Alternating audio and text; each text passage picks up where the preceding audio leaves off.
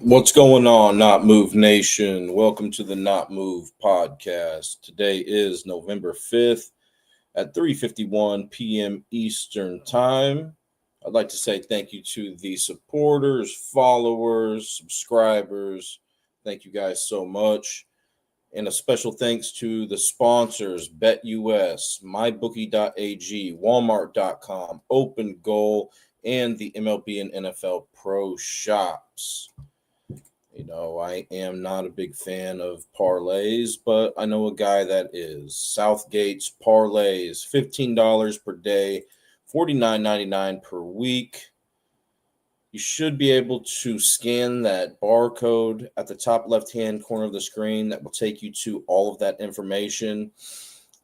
Personally, I haven't tried, the Southgate parlays, but I heard he's pretty good. So that option is available if you are interested in that. So let's get started with the injuries.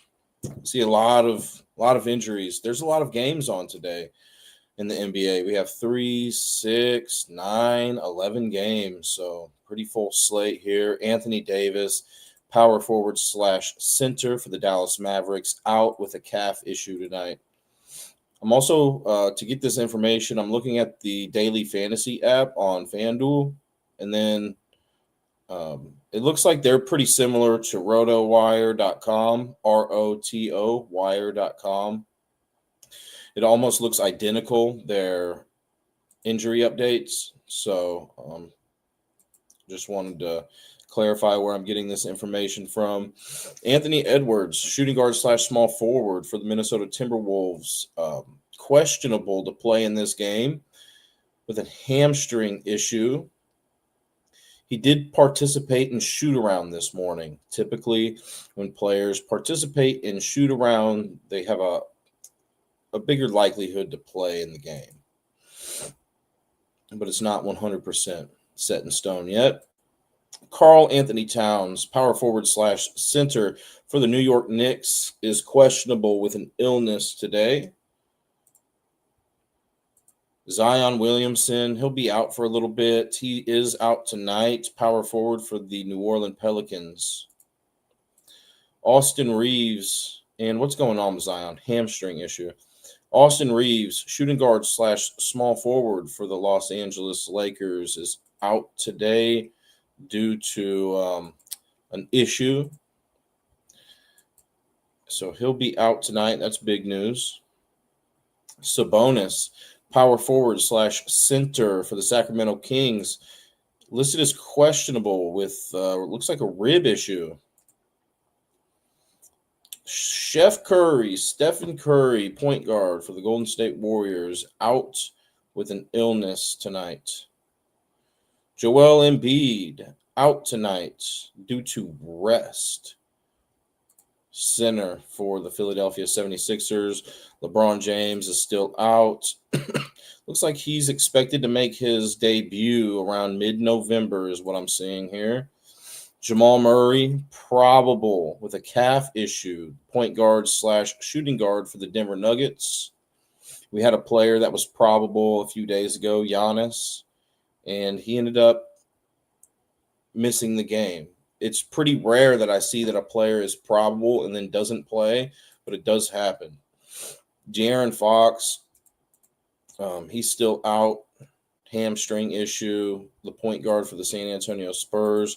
Jimmy Butler, small forward / power forward for the Golden State Warriors, is questionable to play tonight with a back issue. Jalen Williams, Jalen. There are 2 Jalen Williams on Oklahoma City Thunder, but Jalen Williams, the small forward / power forward, is out with a wrist issue. Walker Kessler, center for the Utah Jazz, he'll undergo left shoulder surgery, is what I'm seeing, and he'll miss the remainder of the season. It's a big hit to the Utah Jazz. Tyler Herro, out tonight, ankle issue. Doesn't look like he's played yet this season. Darius Garland, point guard for the Cleveland Cavaliers, is questionable with a toe issue. He doesn't look like he's played this season. Zach LaVine, shooting guard / small forward for the Sacramento Kings, is questionable to play tonight with a back issue. Paul George looks like he's still out for the Sixers with a knee issue. Small forward / power forward for the Sixers. Jarrett Allen, questionable with a finger issue tonight. He's the power forward / center for the Cleveland Cavaliers. Benedict Mathurin, shooting guard / small forward for the Indiana Pacers, out with a toe issue. Shaedon Sharpe, point guard / shooting guard for the Portland Trail Blazers, listed as probable to play in this game. DeAndre Hunter, questionable. He's with the Cleveland Cavaliers, small forward / power forward, questionable to play tonight with an illness. Tobias Harris, out tonight for the Detroit Pistons with an ankle issue. Draymond Green, questionable with a rib issue. Jordan Poole, Draymond Green, by the way, is with Golden State Warriors. Jordan Poole, the point guard / shooting guard for the New Orleans Pelicans, is questionable with a knee issue tonight. Jabari Smith, questionable for Houston, their power forward with an ankle issue. Podziemski, shooting guard, point guard / shooting guard for the Golden State Warriors, questionable with a wrist issue. Andrew Nembhard, out, point guard / shooting guard for the Indiana Pacers with a shoulder issue. Let me go see if there's any other, big-time injuries that I see here. Chris Middleton, out tonight for Washington, shooting guard / small forward with a knee issue. TJ McConnell still out for Indiana with a hamstring issue. Messi out with an illness. He's the center for the New Orleans Pelicans. He's out tonight. Steven Adams, center for the Houston Rockets, questionable to play against the Memphis Grizzlies tonight. Dort, the shooting guard / small forward for the Oklahoma City Thunder, is questionable. Let me get back to where I was. Questionable to play tonight.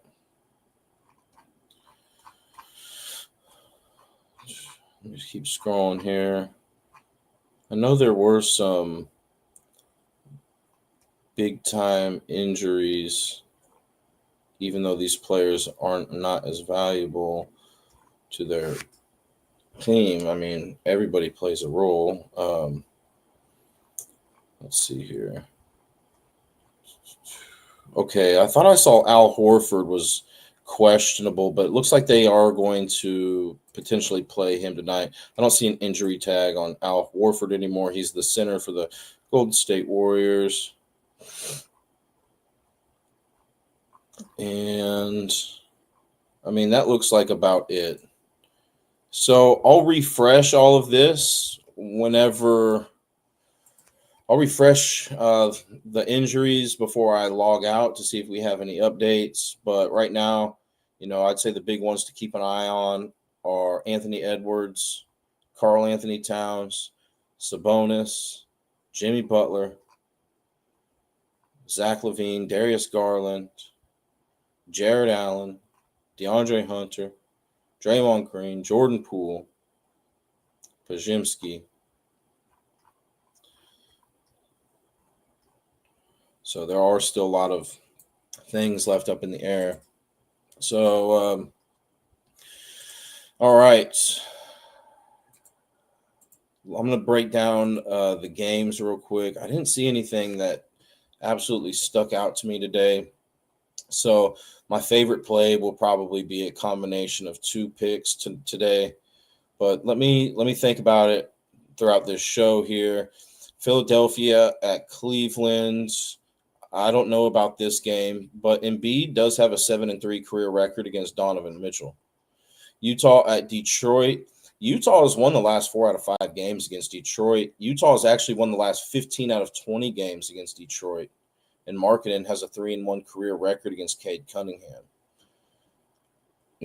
I could see an upset potential in this one. I'll have to lean towards Utah.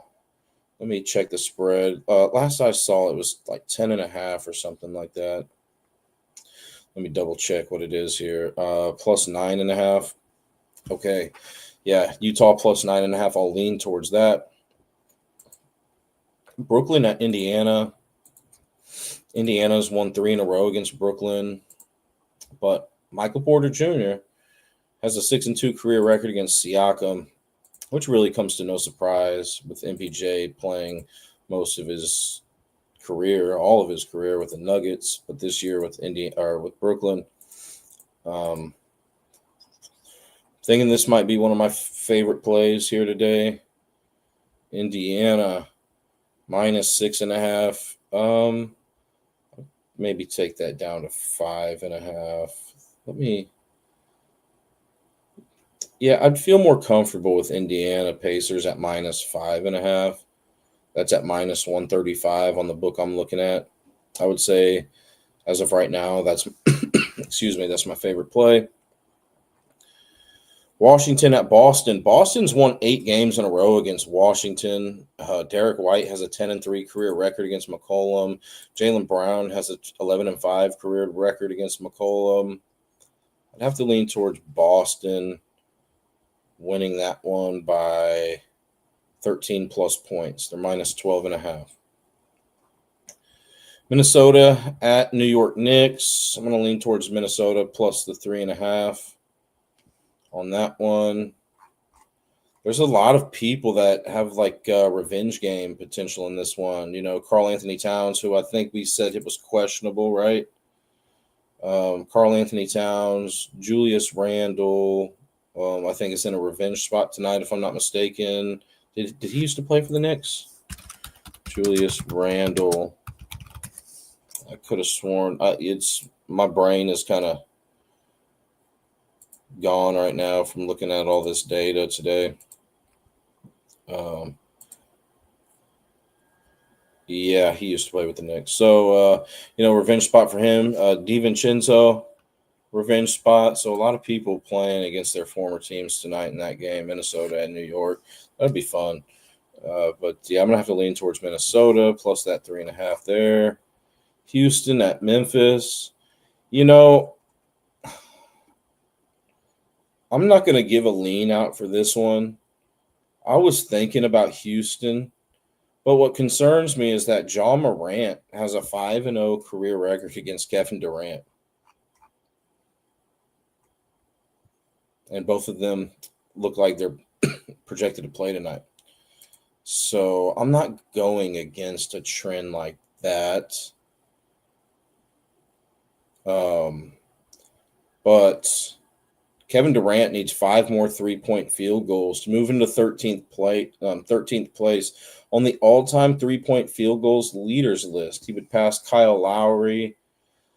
Memphis ranks 20th. When I checked before the show, they ranked 20th in 3-point field goals allowed to opposing teams. So they were below average in that category. 5+ 3-pointers is ambitious, but it's a milestone that Kevin Durant could get today. Pelicans versus Mavericks. This is probably going to be my second favorite play, I would say. My second favorite play. -5.5 is juicy. -164. The true line right now that I'm seeing is -8.5. Klay Thompson has a 4-0 career record against Jordan Poole. Jordan Poole is questionable to play in this game. I am concerned that spread is just a little too high. I would still lean towards the Mavericks minus that 8.5, but I'd feel more comfortable at -5.5. But I don't want to give you guys something that's heavily juiced like that. But that's what I'm feeling with. Those are my favorite plays: Indiana Pacers and Dallas Mavericks, both of them -5.5. But if I had to stick true to the spread, let me think about it real quick. Miami at Denver. Denver's won 10 games in a row against Miami. Nikola Jokic has an 18-3 career record against Bam Adebayo, and Jokic has a 23-14 career record against Andrew Wiggins. I think I'm just gonna have to lean towards Denver in that one, minus 9.5, just based off the pure fact that they've won 10 games in a row against Miami. Spurs and Lakers. I'm going to lean towards the Spurs plus the 1.5. And Oklahoma City at Portland. Oklahoma City has won 16 straight games against Portland. Yet Oklahoma City is only favored by 4.5.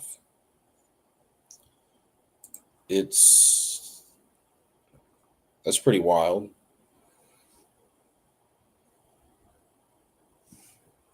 I'm gonna have to lean towards Oklahoma City minus the 4.5. Golden State Warriors at Sacramento Kings. You know, the Warriors were my favorite play yesterday at the minus 9.5. They ended up winning by 11, so that was pretty close yesterday. Today, I'm gonna have to lean towards Sacramento.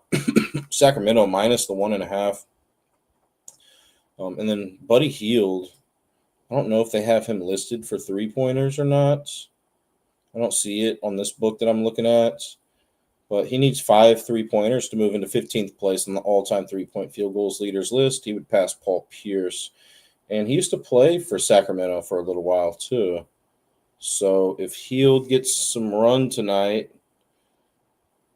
then, that could be beneficial for Buddy Hield, not only in a revenge spot, but, to hit 5 3-pointers. So him and Kevin Durant need 5 3-pointers to move up on the all-time 3-point field goals leaders list.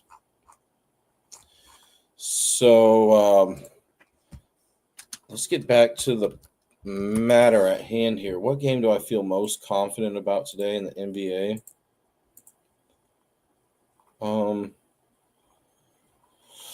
It's between the Mavericks and the Pacers.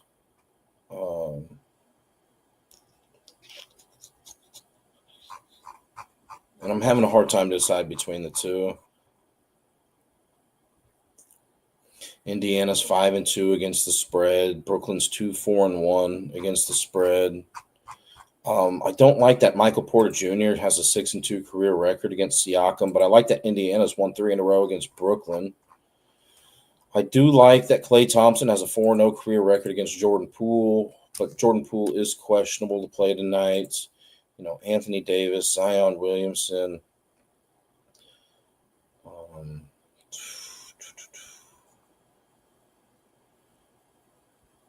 Usually I have the pick that I like the most ready to go, but just undecided about those two right now. Like I said, guys, I feel most comfortable with taking them both to minus 5.5. But let me go with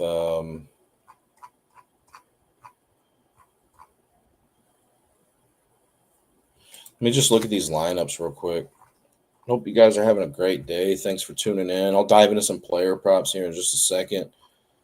I feel more comfortable about money lines and spreads more than any other plays when it comes to this stuff. So,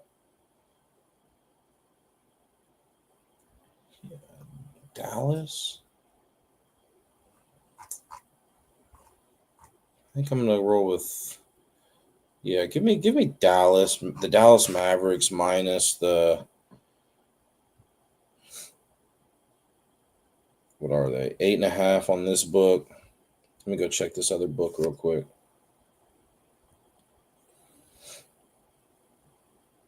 Mm-hmm. 8.5 on both of them. Yeah. So my favorite play today is going to be the. Let me check one other thing here. Sorry, guys.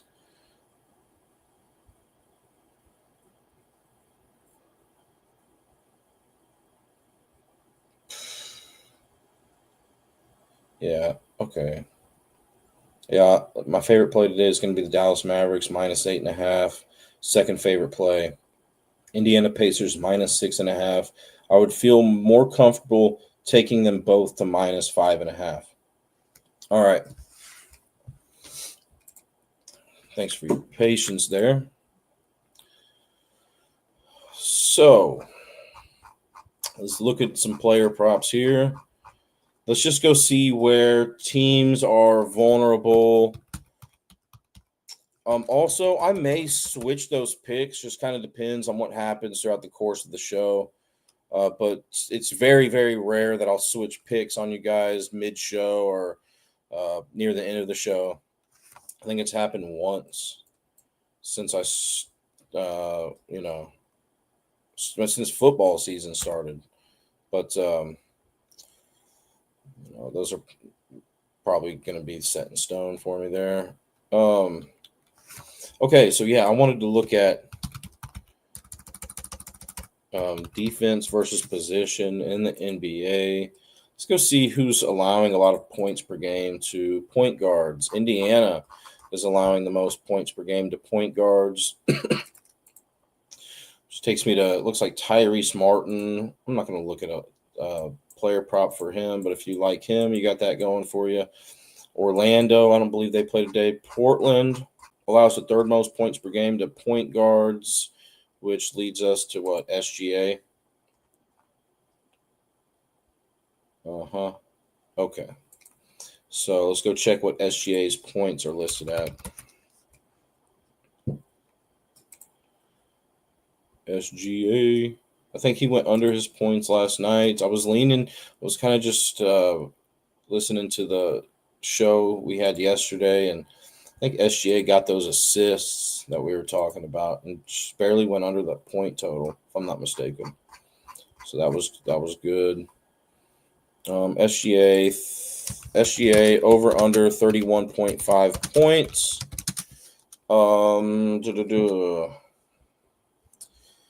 SGA is really good at scoring points in the paint, but Portland ranks 13th. Before I came onto the show today, they ranked 13th in points in the paint allowed per game.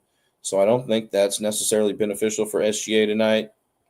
But Portland does rank 23rd in opponent free throws allowed per game. Free throw attempts leaders, NBA is what I'm going to look up real quick. I just want to see who's getting the most trips to the line this season. Zion, Austin Reeves, Giannis.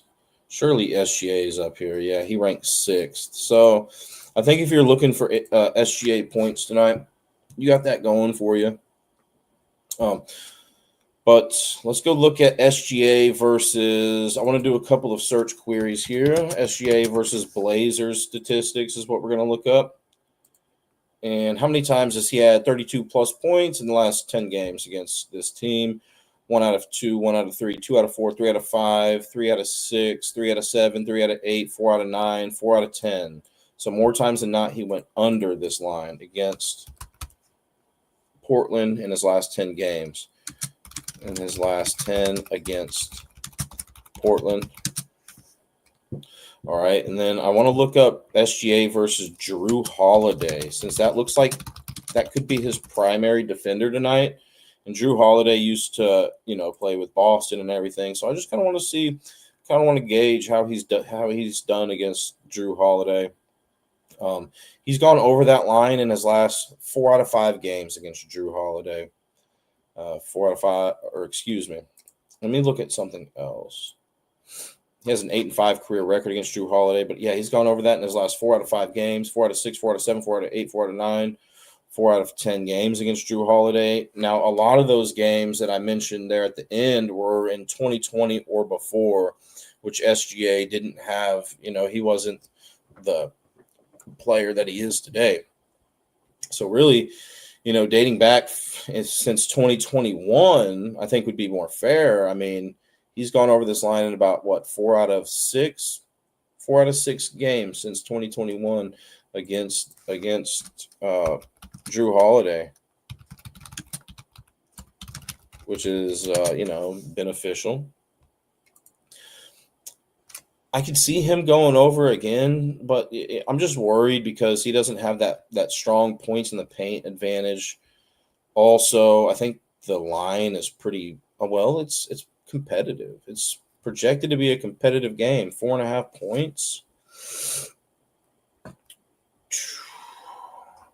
And I already know, SGA leads the team in usage rate and all of that.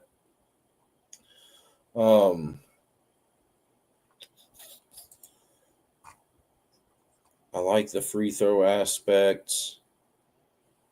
Points in the paint. I don't see a big advantage for SGA in this one. I know Jalen Williams is still out, which is beneficial for SGA. I'm going to have to lean towards him. I'm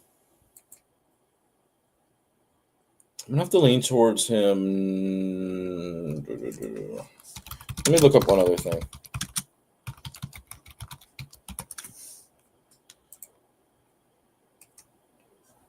I just want to see, Portland ranks 9th this season in team defensive efficiency.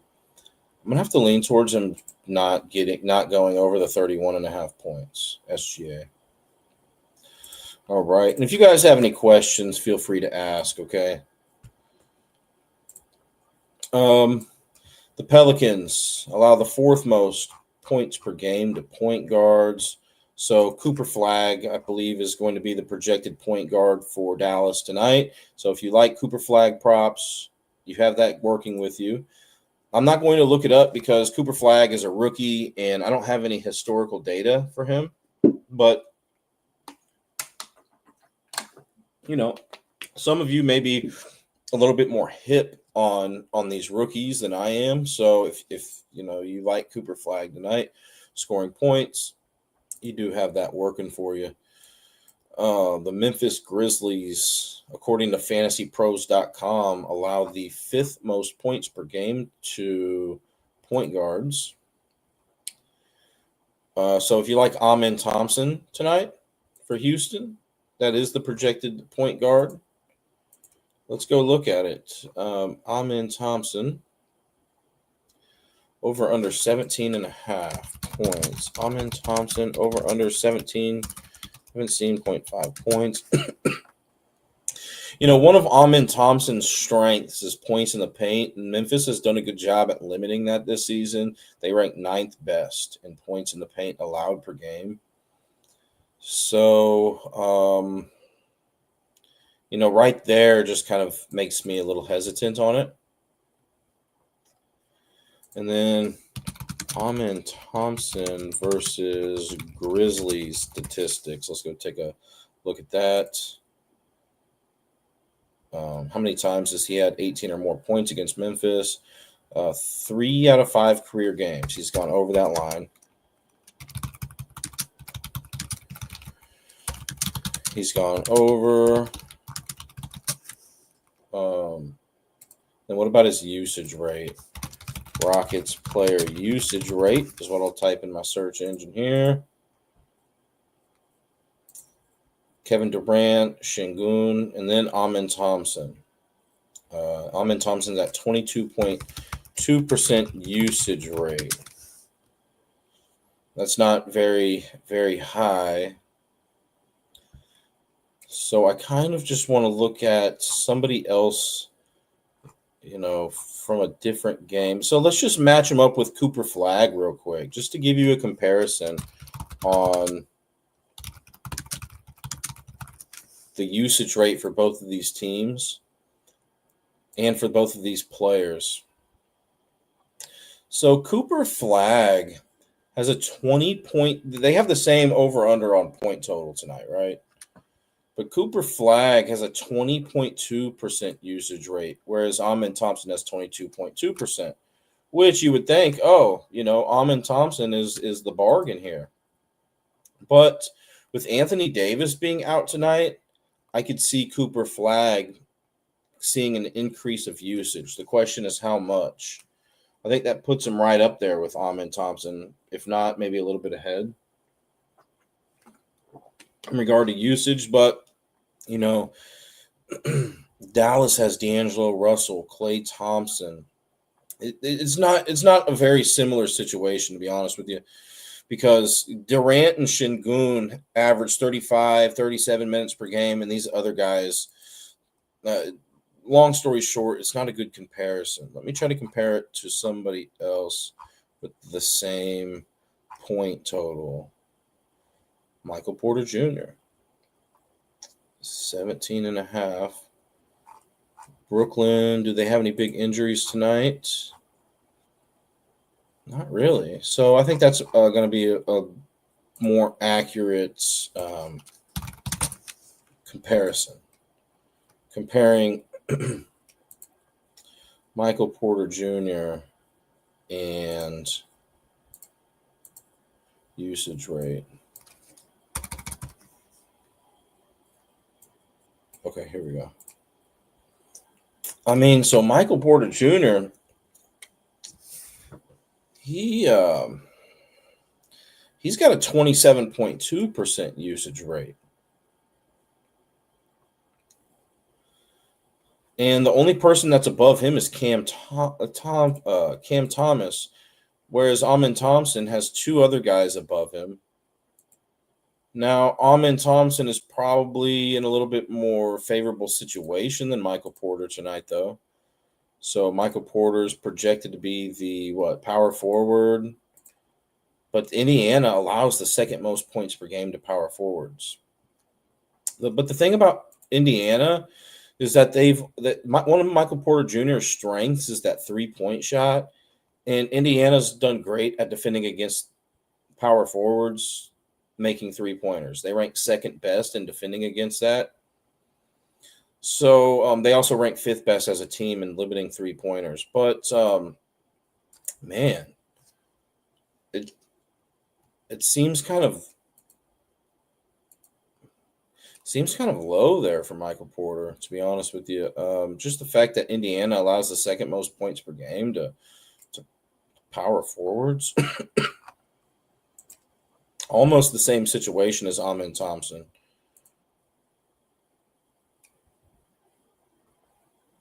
Both of them, it kind of is. I mean, it really kind of is, because Michael Porter, a good 3-point shooter, going up against a team that's good at defending against that, but allows a lot of points to his position. Amen Thompson, good at points in the paint, going up against a team that's good at defending points in the paint. And,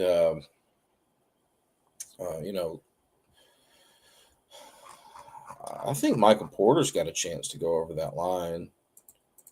I am concerned about the 3-point field goals that Indiana has not allowed to power forwards. But I kind of want to just look Michael Porter versus Siakam head-to-head statistics. I did mention Michael Porter has a 6-2 career record against Siakam. But I just want to see how many times Michael Porter's gone over that line against Siakam specifically.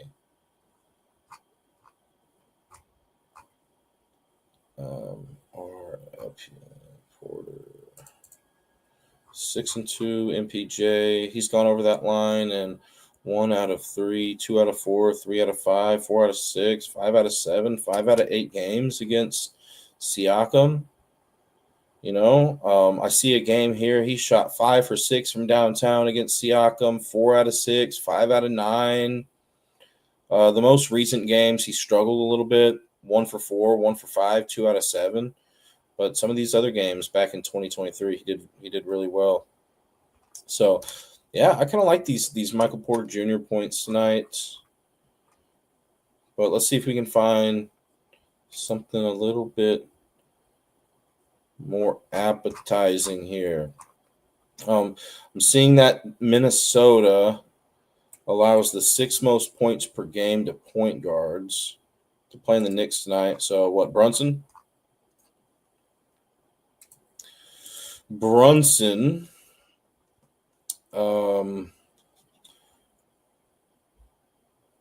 Minnesota ranks 12th in three-pointers allowed to opposing teams this season. Brunson ranks second best on the Knicks in three-point field goals made per game. I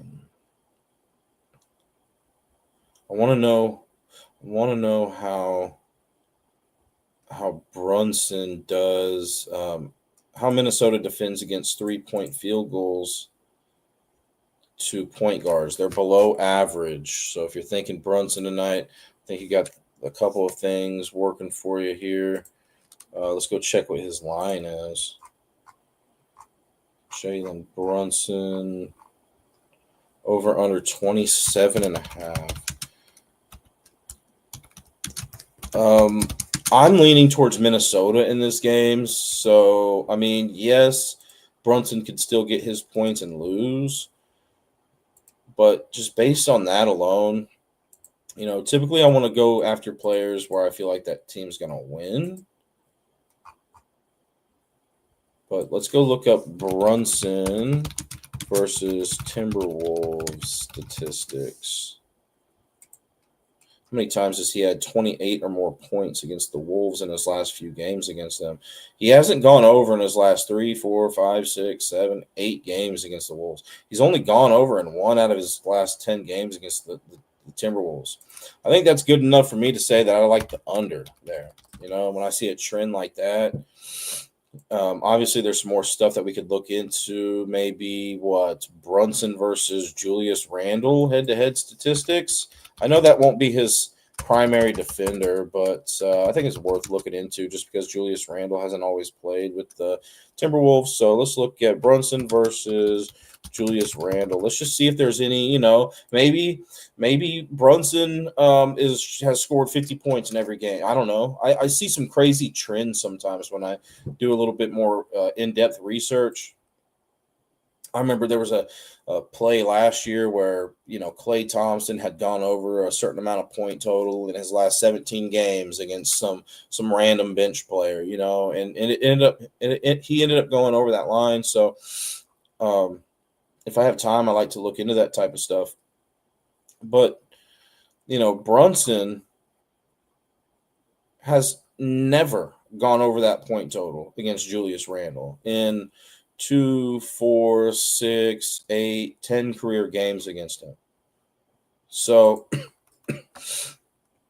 I'm liking Brunson to go under that total tonight. And I also think that Brunson has a lot of strength in his game. He's good at scoring points in the paint. He is good at scoring fast break points. And he is good at shooting three-pointers, all of which Minnesota defends very well against as a team.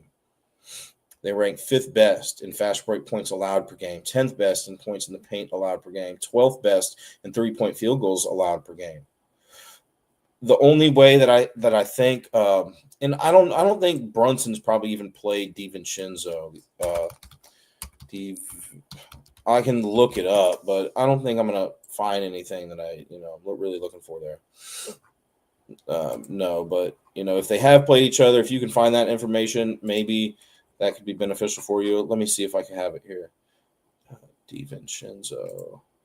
No, I'm not seeing that they've played any. I do want to look it up if they have, since we've already gone this far. DiVincenzo.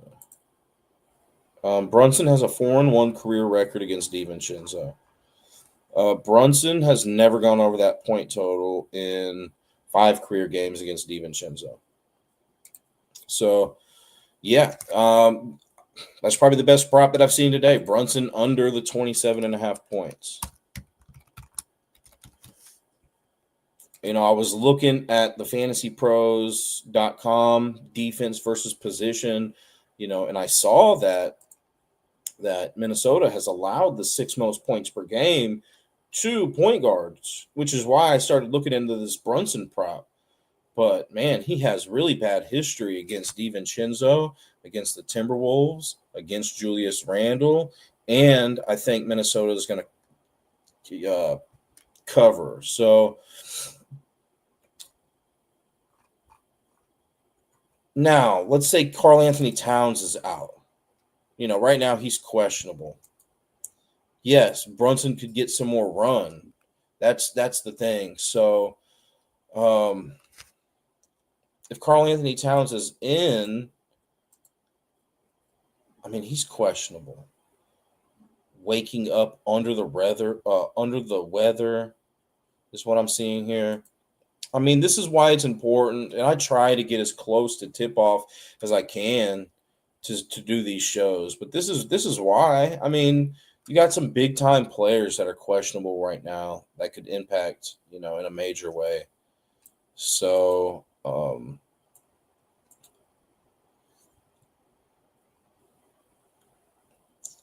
I think the question is, do we wait or not before we take that under? I think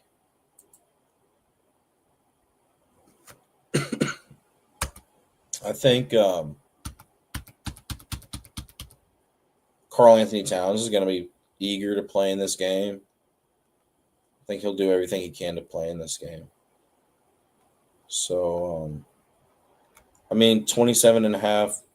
Yeah, I can't go with it regardless whether he plays or not. And if he doesn't play, that I would think that point total could go up a little bit. If Towns doesn't play, I think that point total could probably go up a little bit. But I think Towns is going to do everything he can to play because it would be a revenge game for him. So, yeah, I think under 27 and a half is okay. All right, so let's go look at some other positions here. Shooting guards. Sacramento allows the most points per game to shooting guards. They're playing Golden State tonight, but everybody's questionable. Brooklyn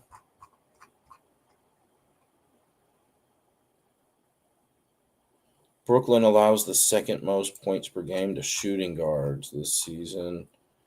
And so if you like Nesmith, you got that going for you. I'm not going to look into that much, but what I will say is that Nesmith ranks 24th best in the NBA in fast break points per game. Brooklyn is near the bottom of the league at defending against fast break points. And with Mathurin and Nembhard out, Nesmith leads the Pacers in fast break points per game. Also, Nesmith leads the team in three-point field goals made per game, which Brooklyn allows the fourth most to opposing teams this year. So, and they allow the fourth most this season three-point field goals made per game to shooting guards. And with Nembhard and Mathurin out, I think you could see Nesmith getting some good usage in this game. Indiana Pacers usage rate. I'm pretty sure it's just been the Siakam show, right, as of late. And player usage rate. Yeah, and then Mathurin, Toppin, who I believe is still out, Nembhard. I think Nesmith could be a sneaky good play here. What is his over-under? And really, how sneaky is it? It's at 17 and a half. I don't think we'll probably find the history that Nesmith, that we're looking for against Brooklyn, but I don't think he's really seen the workload that he could see tonight, and he's playing 32 minutes per game. I think it's worth a look. Nesmith. Let's just keep rolling here. Hey, what's up, Ivan? Not much, man. Really, all the injury updates, there's a lot of questionable players tonight. I found an interesting statistic about Jalen Brunson. I do lean towards Minnesota plus the 3.5 tonight. But, Ivan, I was looking at Jalen Brunson over under the 27.5 points. And I saw that in he's only gone over that in like 1 out of his last 10 games against Minnesota. And then he had never gone over that line against like 8 career games against DiVincenzo. I think it was maybe like 5 career games, maybe it was 8. But he had really bad history against Julius Randle, DiVincenzo, and the Minnesota Timberwolves on that over the 27.5. But the reason why I was looking into it is because Minnesota had allowed the 6th most points per game to point guards. So I wanted to look into it. I thought it was looking like a good spot for Brunson, and it could be if Karl Anthony Towns is ultimately ruled out. But he's questionable. But I think he's going to do everything he can to play in this one against his former team, a revenge game here. And yeah, man, I think that line is too high for Brunson.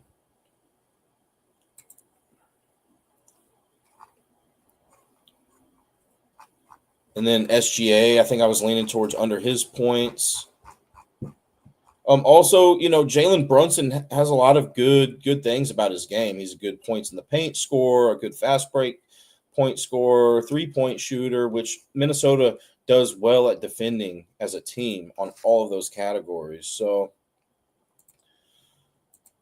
I think it's going to be somebody else tonight for New York. You like the T-Wolves. So, see, that's telling me a lot there, I'm pretty sure you're a New York Knicks fan. So, and yeah, I got to lean with the Kings too. I think they're gone down to, -1.5 or something. But, yeah, Kings by 3+. I could definitely see that. I liked Golden State last night, but today I like Sacramento. I don't like Sacramento, but I lean towards Sacramento. My 2 favorite plays today are Indiana and Dallas -5.5. But if I have to, that's not the true line on both of those games. Indiana's favored by 6.5. Dallas is favored by 8.5. If I had to pick one on the true line, I would lean towards the Mavericks -8.5 against the Pelicans. And then the Pacers minus the 6.5. But I do like them both at 5.5. I don't like the parlays. So, and honestly, I'd rather eat the juice on the Pacers game than the Mavericks. But I like the Mavericks spot a little bit better. So, Mavericks, that's a lot of juice there. -164 at -5.5. And I don't like giving out those type of plays. So, yeah, my favorite play today is Dallas -8.5.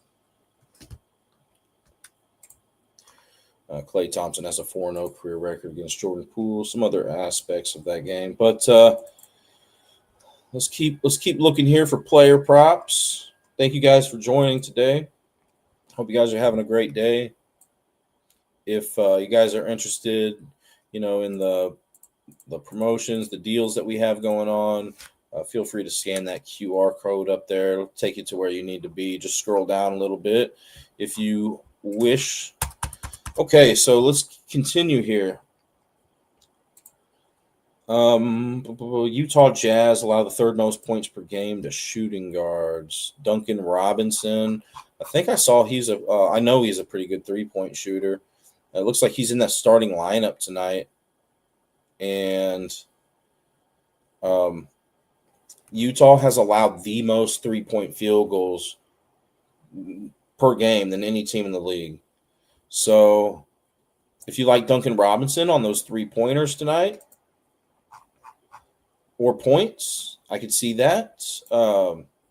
And, I was leaning towards Utah on this one. They've won the last 4 out of 5 games against Detroit, the last 15 out of 20 games against Detroit. And I think Utah keeps it close. That doesn't necessarily make me stay away from Duncan Robinson. It makes me like it a little bit less. But Let's go see if they have a line for him. If you guys have any questions about any specific player props, I'll be here for another 30 minutes or so. So feel free to ask if you have any questions. I'm just kind of going over player points right now a little bit. Who was I looking into? Duncan Robinson, Detroit. Over under 12.5 points.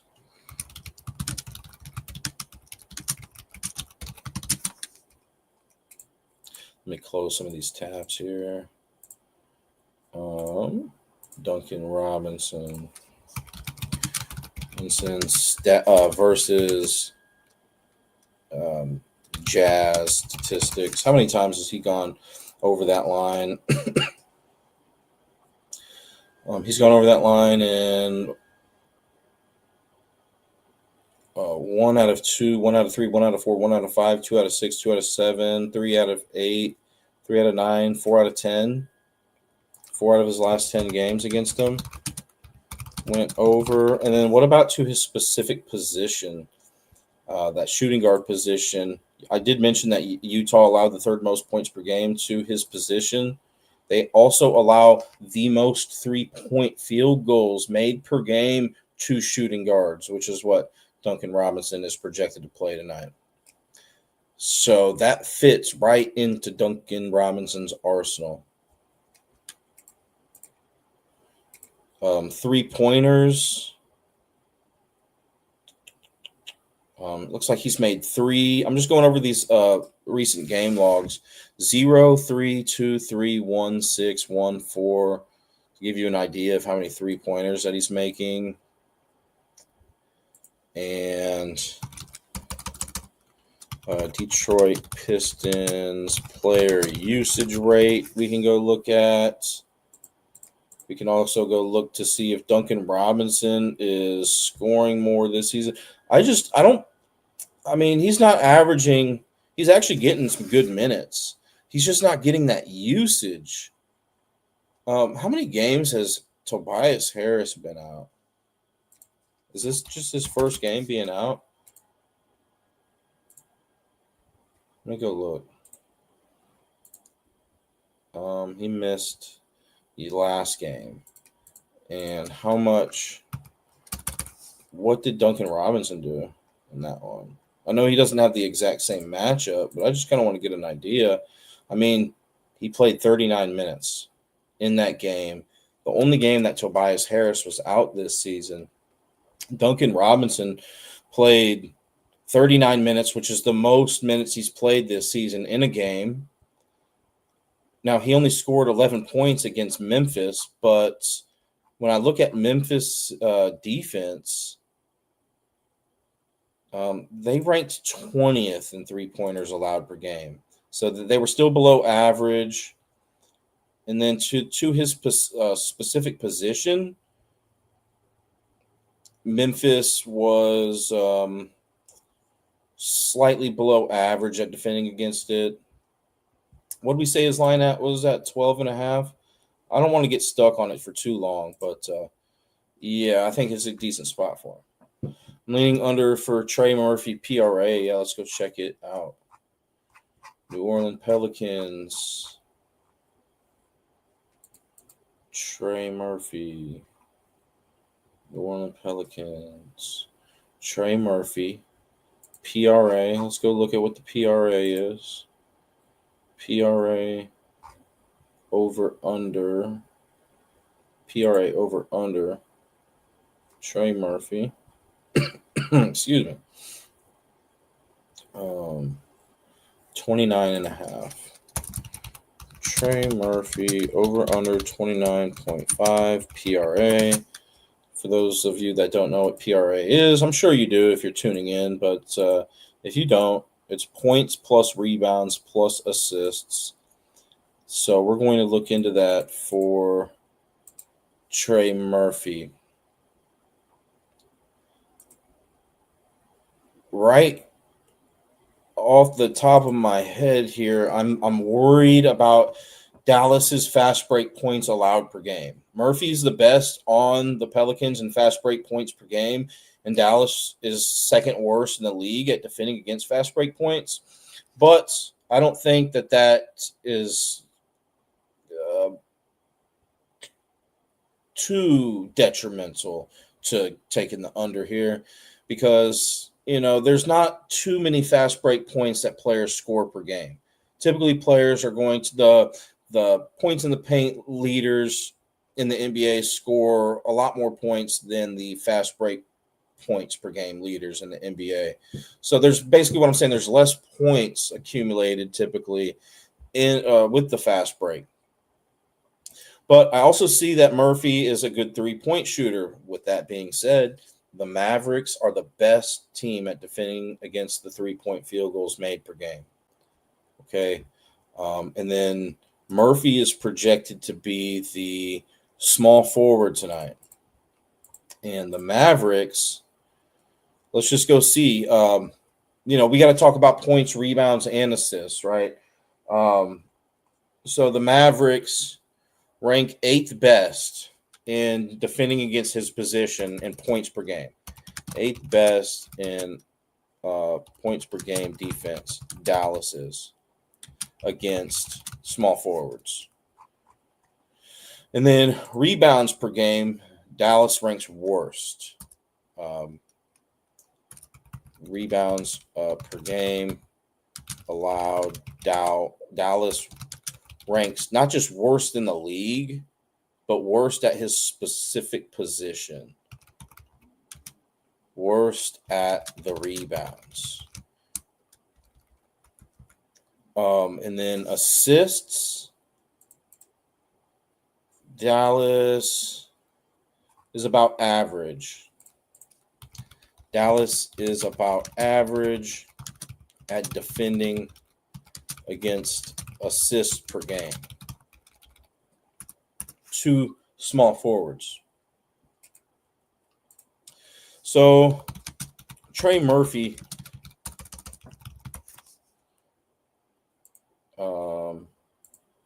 Pelicans. Pelicans usage rate. And it's tough because Zion's out tonight. There's some other factors. Jordan Poole is also questionable.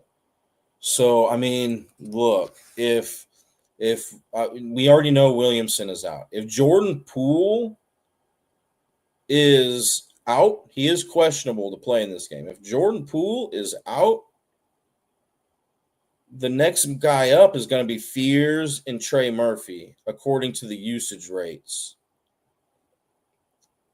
And Murphy, I mean, he plays a lot of minutes. So I wonder if I can do without Zion and filter this without Zion, the usage rate. No, it's not giving me that. But, how many games has Zion been out? Let's go take a look. I think this is going to be his second game out. He's missed 2 games this season. So against Boston and Charlotte, 2 pretty good Pelicans scores. I just want to kind of look at these box scores real quick against Boston and Charlotte and just kind of see how active Trey Murphy was. They got blew out by Boston, which, could be a potential tonight. My favorite play today is the Dallas Mavericks, minus that 8.5. Trey Murphy saw 34 minutes, so a lot of minutes. Only scored 7 points, 5 rebounds, 5 assists, but Boston's a really good defensive team. And Charlotte is 2, I think. But Trey Murphy had 21 points against them, 3 rebounds, 3 assists, which is still under that 29.5 PRA. But when we look at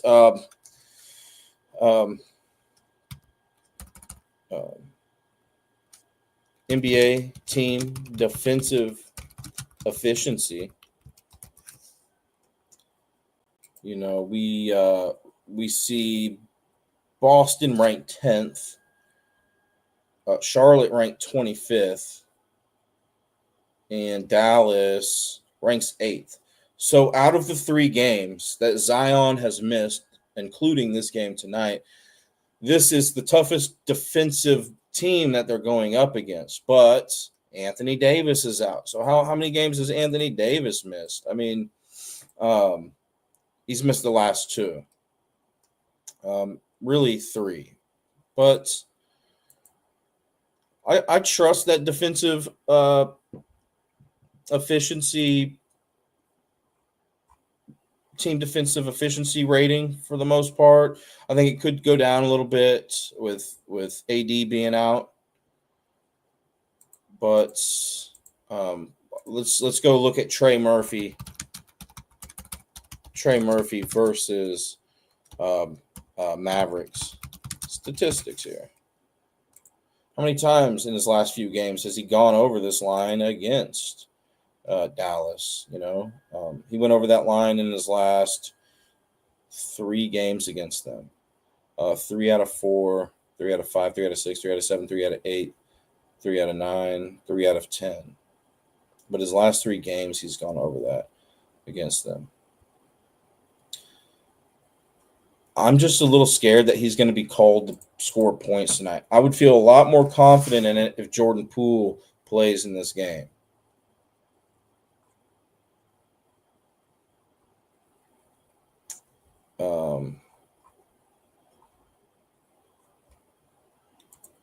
And with Zion being out, I'm wondering if Trey Murphy is going to have to go after those rebounds a little bit more.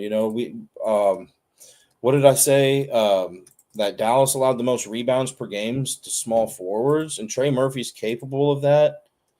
And if Jordan Poole is out tonight, I would think Trey Murphy would be in a more score mentality instead of a facilitate.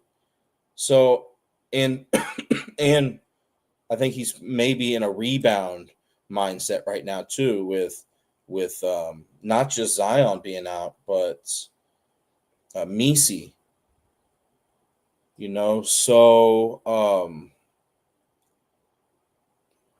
And Dallas has allowed the most rebounds per game to opposing teams. Their 2 top rebound guys are out tonight. So I think Trey Murphy's specifically going to be hungry for rebounds tonight, and maybe points if Poole is out.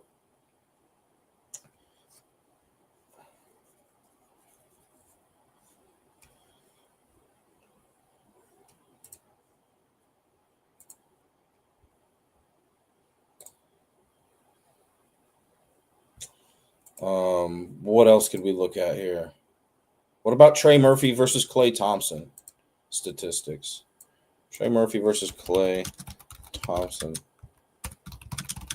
head-to-head statistics. I'm just trying to be as critical as possible, to your comment there. I'm not trying to steer you away from it or anything. I'm just kind of trying to take you through my thought process with it. I like you, Ivan. You're a great guy, man. And I'm not trying to, necessarily hate on anybody's plays. I do this with my own plays. I'm very critical about my picks, and always thinking about why wouldn't this hit. I think there's just too many unknown variables for me to feel confident in it. But, against Klay Thompson, Murphy's gone over that line in his last 3 games, 3 out of 4,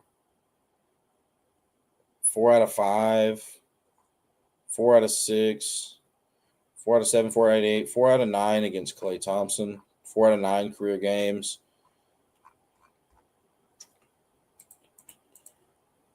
I think if Poole plays, the points and assists could go under. I'm worried about the rebounds regardless.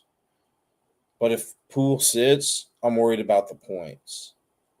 And I would maybe take under the assists. How many did we say They were about average at assists, and then assists allowed per game. I think the Mavericks were pretty decent at limiting that as a team. They ranked ninth best in limiting those assists. What is Trey Murphy's assist line at? Trey Murphy assists 3.5. He's gone over that in his last 3 games against Klay Thompson as well. 4 out of 6.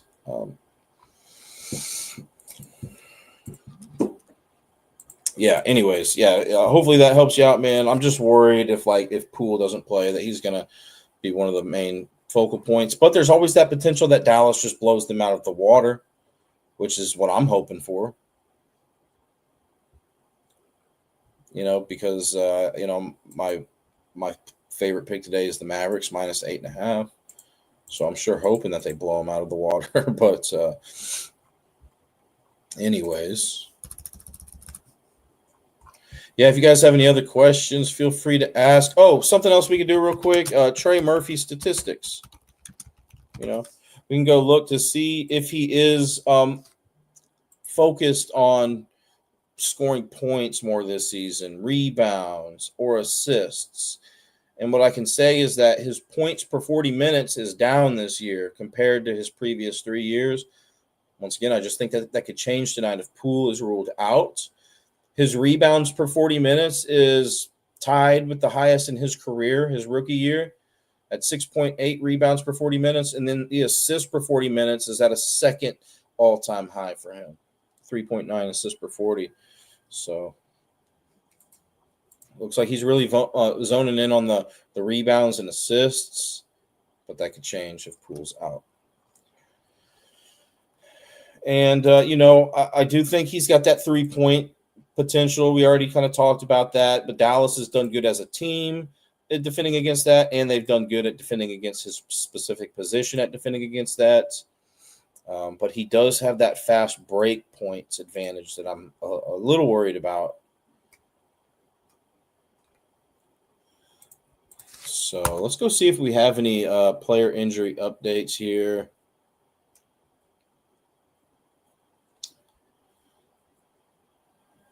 I'm just kind of browsing here, see if we have any other news.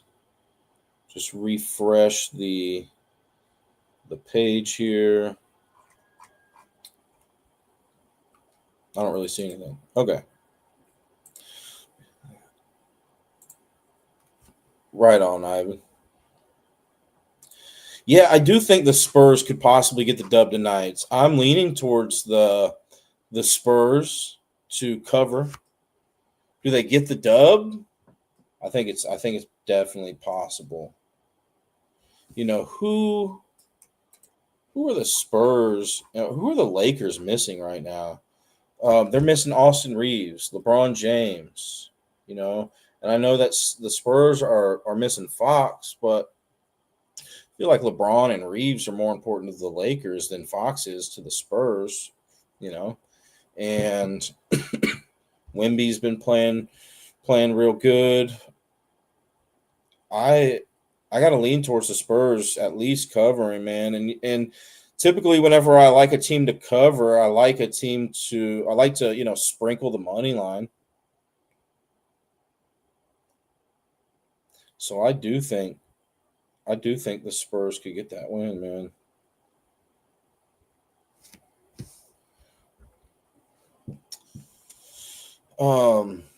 The Lakers are real good against the spread this season. They're 6-2. Spurs are 3-1-2 against the spread.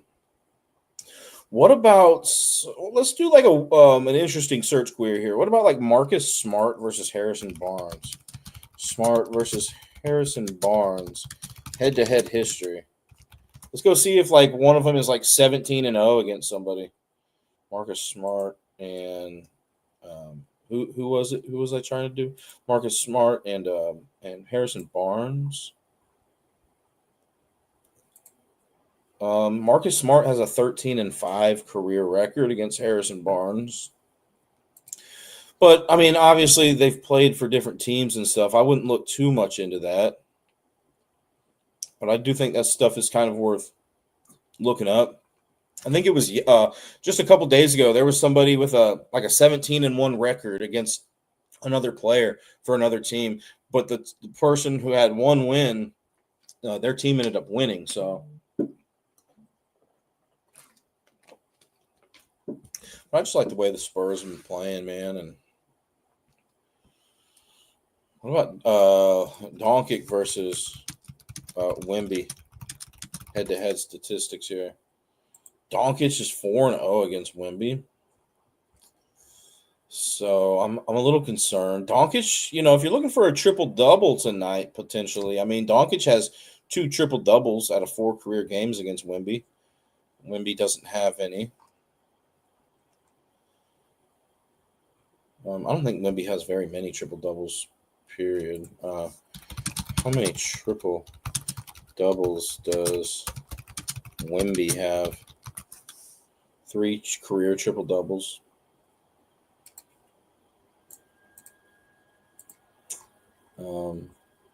I'd like to see the Spurs win. Yo, what's up?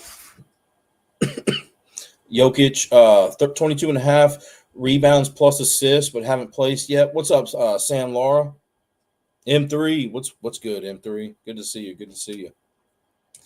Spurs are plus 1.5. Yeah. And sometimes that 1.5 means a lot, dude. I know a lot of times people are like, oh, it's 1.5. I'll just take it money line. I remember there was a game earlier this year where it was plus 1.5 and the team ended up covering plus 1.5, but they lost. So, but I like the Spurs to cover tonight. Jokic, 22.5 rebounds plus assists is what Ivan is commented about. So let's go take a look here. Jokic over under 22.5 rebounds plus assists. Let's go take a look. So Miami has allowed the second most assists per game to opposing teams. And Jokic not only ranks best on the Nuggets in assists, but he ranks first in the NBA.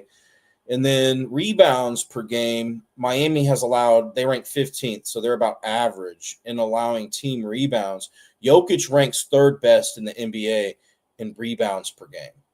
So let's go look at the specific position that, Jokic is projected to be that center tonight.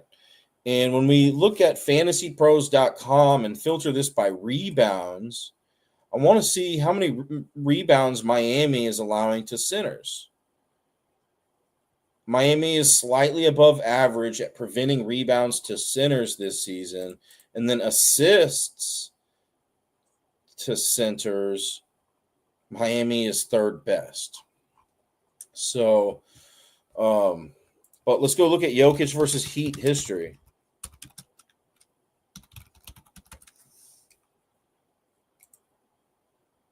Looks like Jokic has a 15-5 career record against the Heat. And I did mention Denver's won 10 games in a row against the Heat. But I want to look at Jokic versus Heat statistics. And then I'm going to filter this by Jokic versus Bam, which should be pretty identical.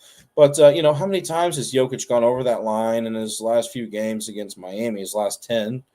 0 for 1, 1 out of 2, 1 out of 3, 1 out of 4, 1 out of 5, 2 out of 6. 2 out of 7, 3 out of 8, 3 out of 9, 3 out of 10. So only 3 out of his last 10 games against Miami he's gone over.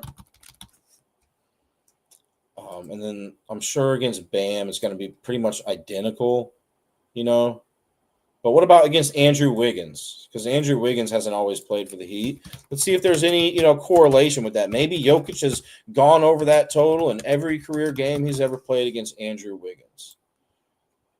Let's just go take a look real quick. How many times has he had 23 or more rebounds and assists in a game with Andrew Wiggins in it? 0 for 1, 1 out of 2. 1 out of 3, 1 out of 4, 1 out of 5, 2 out of 6, 2 out of 7, 3 out of 8, 3 out of 9, 4 out of 10. So a little bit better.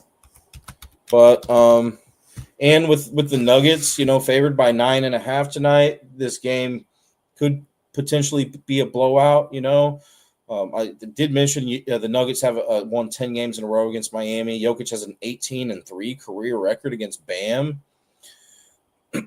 I like the fact that Miami allows the second most assists per game to opposing teams, but I don't like the fact that they defend against that specific position pretty good. Bam, he's a pretty good defender. I think the Nuggets may be looking to, utilize. Well, it's not really utilizing because we're talking about rebounds and assists, right? I have to lean towards him not getting there.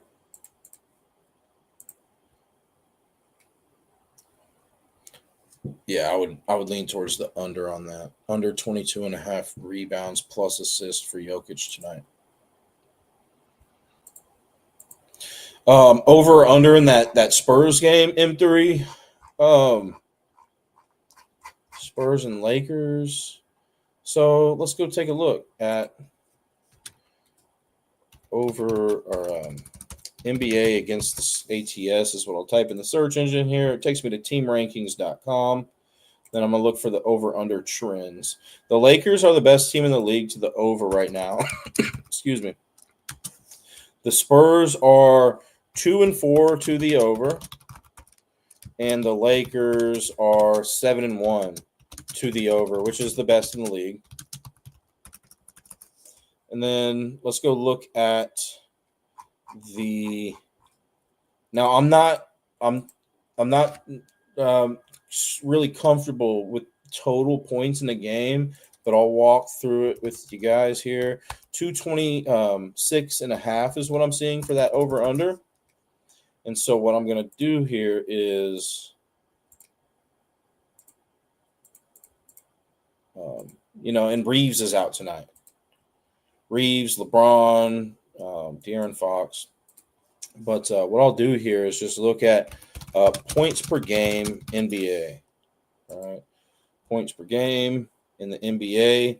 How many points per game are the Spurs averaging on the road this season? 121. Spurs 121 points per game on the road. Lakers at home. Los Angeles Lakers at home averaging 118.8. Now I want to look at points per game allowed in the NBA. How many points per game are the Lakers allowing when they are at home this season? 117.8 at home. And then so 117.8 points allowed per game, Lakers at home. And then the Spurs, when they're on the road, they are allowing 112.7. 112.7 allowed on the road, Spurs. So when we take calculator, let me get on my calculator real quick. 121 Spurs points per game that they score on the road. Add that with the 117.8 points that the Lakers are allowing at home and divide that number by 2. Just based on that equation alone, the Spurs are going to score 119.4 points tonight. The Lakers, 118.8 that they average at home, plus the 112.7 that the Spurs allow on the road, and divide that by 2, I'm getting 115.75 points points for the Lakers tonight. So I do got, just based on that equation, the Spurs, by about 3 points, looks like the move there. But then when you add both of those numbers together, what do we get? 115.75. 235. Now the over-under is 226.5. But, Reeves is out. How many times has Reeves been out?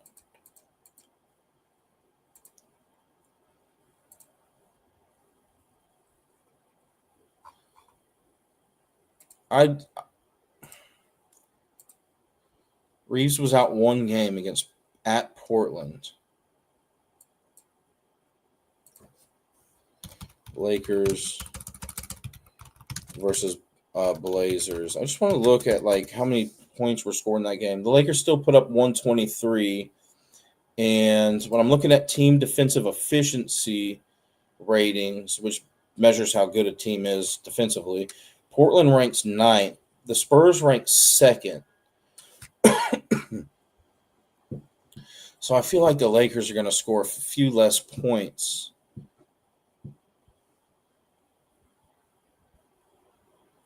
And that game was in what, Portland? I mean, like I said, man, I don't feel as comfortable with game totals. Maybe Ivan or somebody has a better idea about that than I do. But, based on those equations, I think this one has a chance to go over that total, the 226.5. That tells you under. No Reeves. Yeah. That's what I'm kind of thinking. I mean, I don't really know which way to go. Like, if Reeves was playing, I would feel a little bit more better. But since he's not, there's just too many unknown variables this early in the season. And I think a lot of people are going to be looking at this game, right? I mean, Spurs and Lakers, there's going to be a lot of people, a lot of eyes on this game. And usually when there's a lot of eyes on a game, people are rooting for it to be a highest scoring game, very entertaining game. But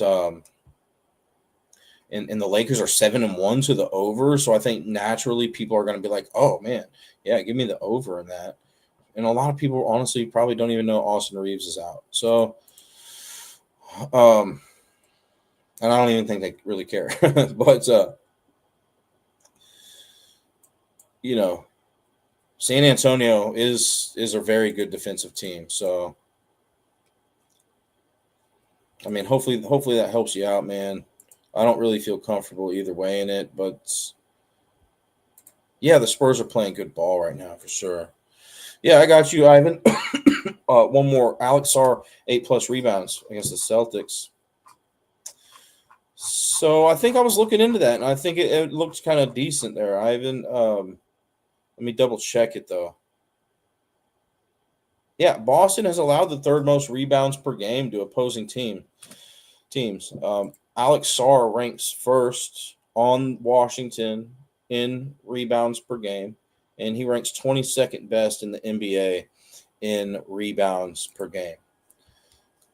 And although Boston is a good defensive team, that's one thing that Boston has struggled in, is allowing rebounds to opposing teams. So Alex Sarr, 8+ rebounds. Let's go see. I'm sure he's projected to be that center tonight. Yes. And let's go see how many rebounds Boston has allowed to centers. They have allowed the 7th most this season. Boston has allowed the 7th most rebounds per game to centers, according to fantasypros.com. They've allowed, as a team, like I mentioned, the 3rd most to opposing teams. When I checked this earlier today.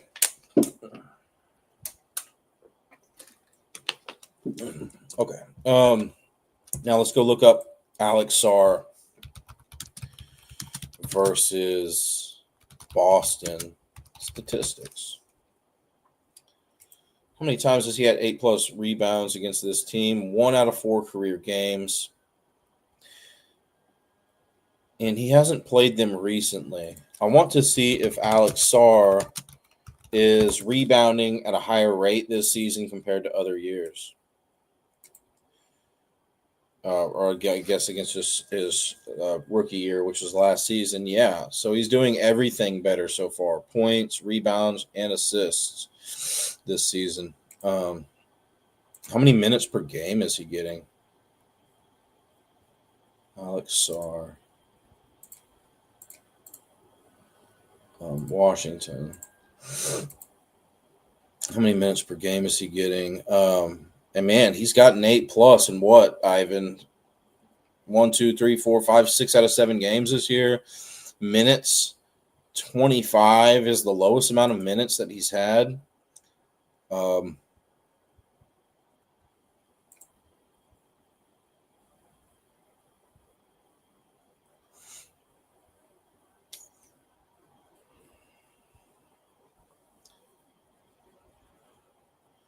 I don't really see a big minutes correlation with him. What about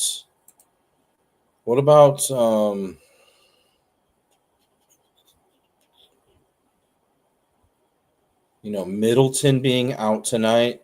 Will that cause Alex Sarr to be a little bit more of a scorer? Is this Middleton's first game out? And let's go look at this Washington Wizards player usage rate. And let's also go look at Middleton to see how many games he's missed. I think this is his first game that he's missing. He missed the last game against New York. So I want to go check that box score too. But I did mention that Alex Sarr had, 8 rebounds in that game? That Chris Middleton was out?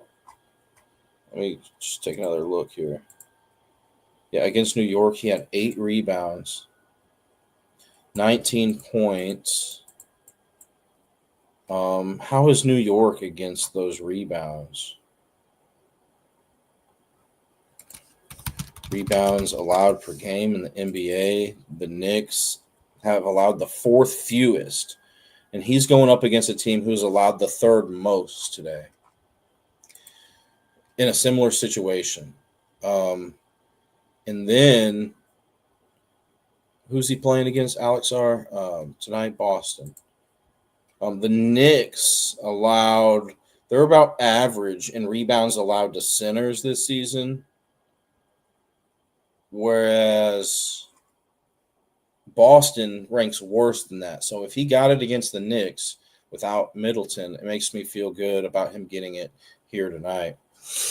Obviously, there's that blowout potential, but I think that looks better than it doesn't. Ivan, thanks for the question. Yeah, Spurs are playing good ball right now for sure. For sure. Let me update this injury report real quick. Once again, guys, I really like to use rotowire.com, ROTOwire.com. No, I don't work for them. I just think they do a good job with their player injury updates. So,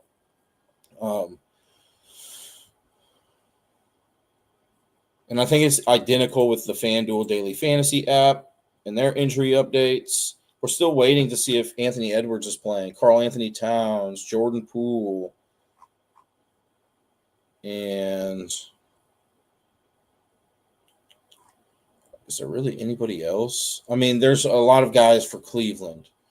And as soon as I end the live stream, they'll update those players, but which is what usually happens. But no, Garland, Hunter, and Allen are all questionable for Cleveland tonight. Let me just run down my list here real quick and then just give you guys some player props. I'm going to have to get out of here pretty soon. But let me just run down this list real quick and to give you guys some information that I have. Okay, so fast break points. Philadelphia has allowed the most fast break points per game this season, and Donovan Mitchell ranks 3rd best in the NBA in fast break points per game. Now, he's not questionable. He looks like he's playing. So, It looks like he's going to be playing the shooting guard position. So shooting guards, points allowed by Philadelphia to shooting guards, they're below average. They've allowed the 8th most. So if you're thinking about Donovan Mitchell props, I think that's beneficial for you. But Philly's done a really good job at defending against the 3-point ball. To his position, Philadelphia is about average, a little above average at defending 3-point field goals made to that position. And although he does have a big fast break points advantage tonight, I think Cleveland kind of likes to spread the ball around. If there's some guys out for Cleveland tonight, I can see Donovan Mitchell really taking control for Cleveland here. And I almost want to know his home versus away splits. I feel like Donovan Mitchell is better at home than away, just based on observation. I don't know if that's statistically accurate, but I'm going to see if I can find that out for you guys real quick. I wasn't going to dive into this stuff quite yet. I was going to give you like more of a general analysis here, but road, I'm just looking at last season. He actually had more points per game on the road last season. This season, it's at home. What about the year before? Is there any correlation here? He had a lot more points per game a couple years ago at home. There isn't too much correlation there, but I wanted to look into it real quick. Anything else for this game?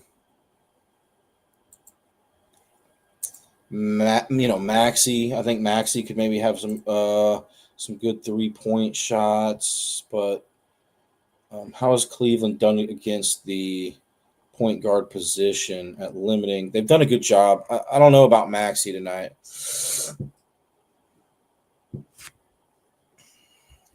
Just not really a game that I'm looking to get in on.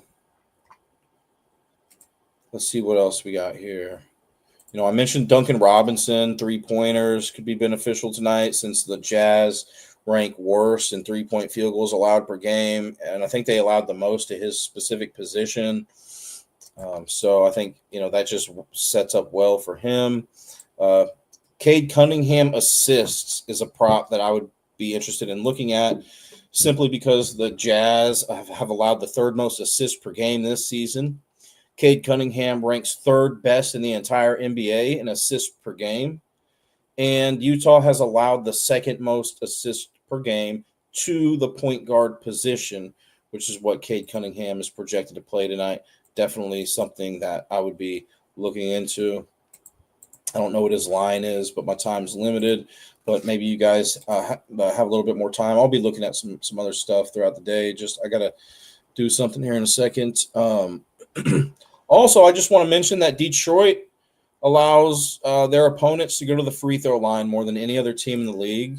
So if you're thinking about a player for the Utah Jazz to, go over on points for some reason, if he gets to the line, if he's good at getting to the line, that could be an extra benefit for you. Let me see if I can see. Keontae George ranks 5th best in the NBA at getting to that free throw line. Marketing actually has also done a good job. He ranks 15th best in the NBA at getting to the line. So that gives you a little extra incentive there if you're thinking about a Utah Jazz player to go over those points. And then Brooklyn allows, this is to a different game, Brooklyn and Indiana, 10.5 Cade line. OKC has a lot of players out. Does Portland cover? I don't know. I don't know about that game. I think it's tricky. Oklahoma City has won 16 games in a row against Portland. I think I'd feel more comfortable taking, especially, I don't like parlays, but, I know some of you guys do. And, I mean, if a team has won 16 times in a row against another team, it makes me feel somewhat confident in taking that team on the money line. I'm okay with eating that loss if this is the first time in 17 games Portland wins. Actually, I'll be rooting for Portland. I would put OKC money line in the parlay and be cheering for Portland. Just to see him in the streak. But yeah, 16 games in a row, man.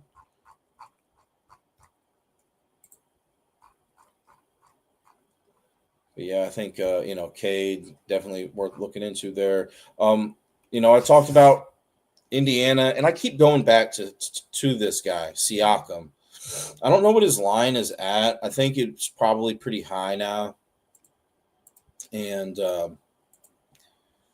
let's see. I mean, he's getting 32, 27, 18, 27, 33. So, yeah, Siakam does have a points in the paint advantage tonight. Brooklyn allows the second most points in the paint per game to opposing teams. Siakam, 17th best in the NBA, best on the Pacers in scoring points in the paint. Neesmith tonight, I already mentioned him. He has a fast break advantage for Indiana and a 3-point advantage. Siakam assist could be something to look into tonight. Now, I think with all these injuries, I think Siakam's probably going to be more of a scorer. But I think assists are worth looking into simply because Brooklyn has allowed the most assists per game to opposing teams. Siakam ranks best on the Pacers in assists per game, and the Nets have allowed the third most assists to power forwards this season. So I think, he could get there. Also, both of these teams like to send the opposing teams to the free throw lines. Jaylen Brown, I think, has some advantages in this game, a lot of advantages. Points in the paint advantage. He ranks best on Boston.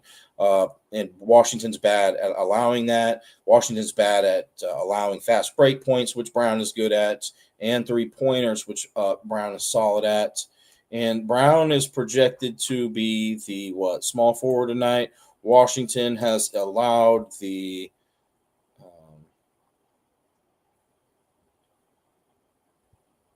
looks like they've been kind of decent at defending against that position there. But they have been vulnerable to small forward 3-point field goals.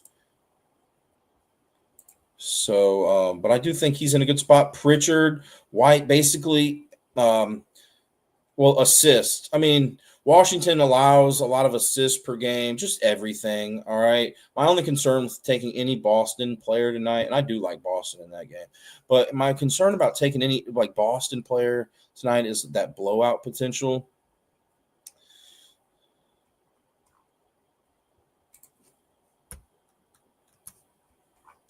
Minnesota and the Knicks. I already mentioned how there's at least 3 players in this game that are in a revenge spot. Karl Anthony Towns used to play for Minnesota. DiVincenzo used to play here. Julius Randle used to play there. But DiVincenzo, I think, looks like he might have a solid 3-point advantage along with Julius Randle. I don't know at the exact specific position, but and I'm trying to figure it out. One second, guys. I'll be right back.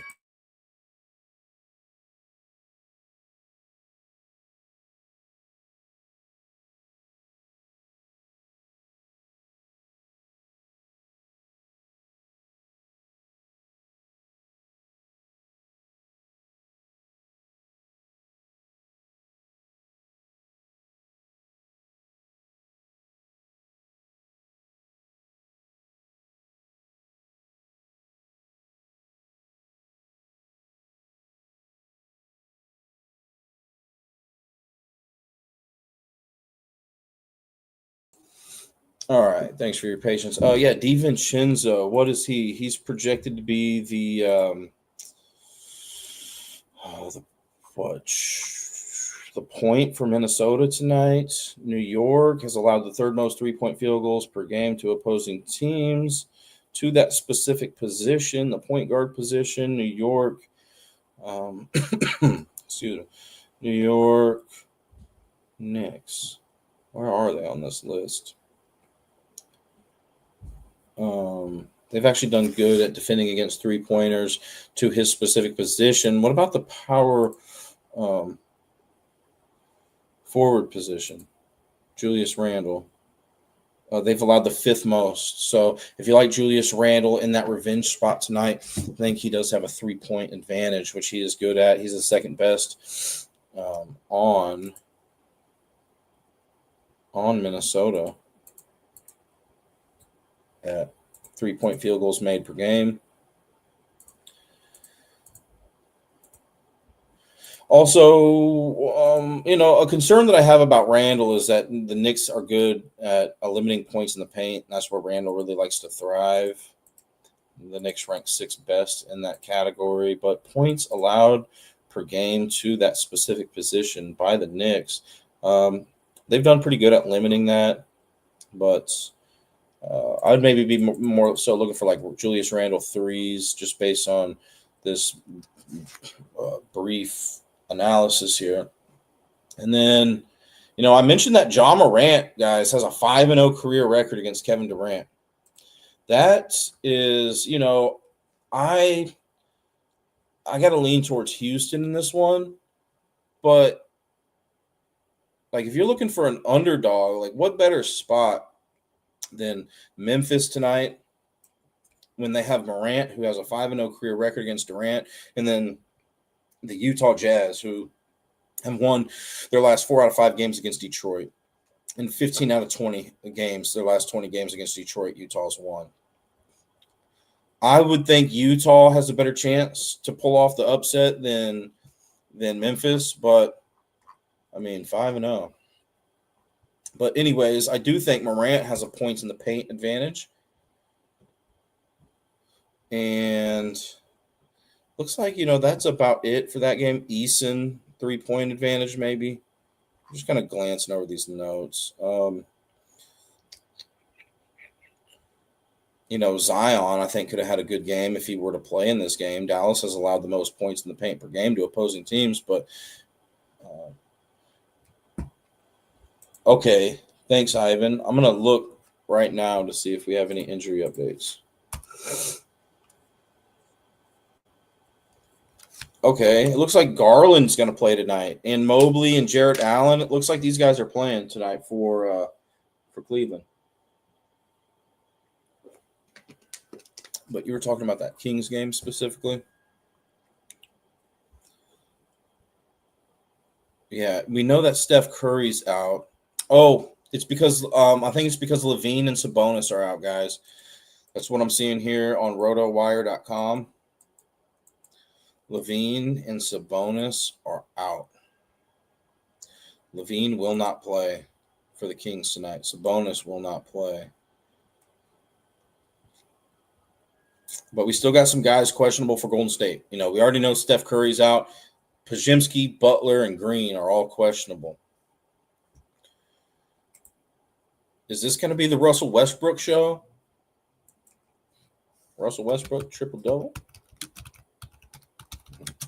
Russell Westbrook versus, I just want to look it up. Russell Westbrook versus who? Who are they playing in this game? Golden State Warriors versus Warriors.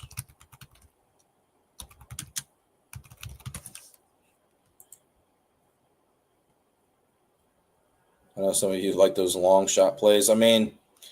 Russell Westbrook had a triple-double last season against the Warriors.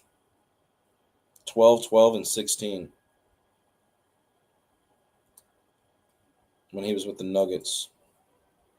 Long shot, yes, but with all those injuries, could happen. Oh, it's back. Line went up to 3.5 now.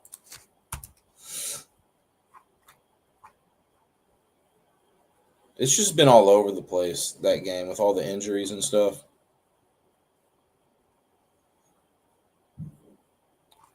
Trying to see if there's any other injuries that have come through that I didn't know about before we started here. It doesn't look like it.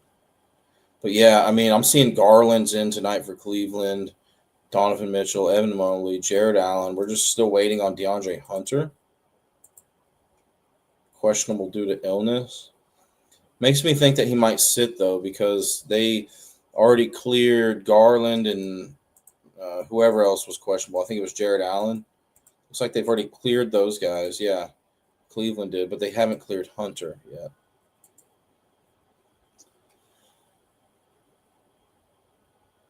Um, Anthony Davis, I think he. So I think Gafford and PJ Washington can eat tonight in the paint against the Pelicans.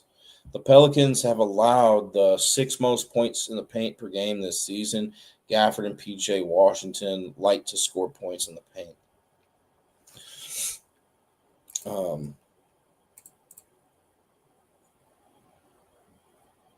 Pelicans have done a pretty good job at limiting the power forward points, but center points they've been a little vulnerable to. I would probably be leaning more towards Gafford having a good game tonight for Dallas. I think Trey Murphy. I think we've already talked about Trey Murphy and or Jordan Poole could have good 3-point games. PJ Washington, or excuse me, not three. I'm looking at fast break points. Fast break points. PJ Washington, fast break advantage here. Max Christie, I think, could be in a good spot to hit some threes for Dallas tonight.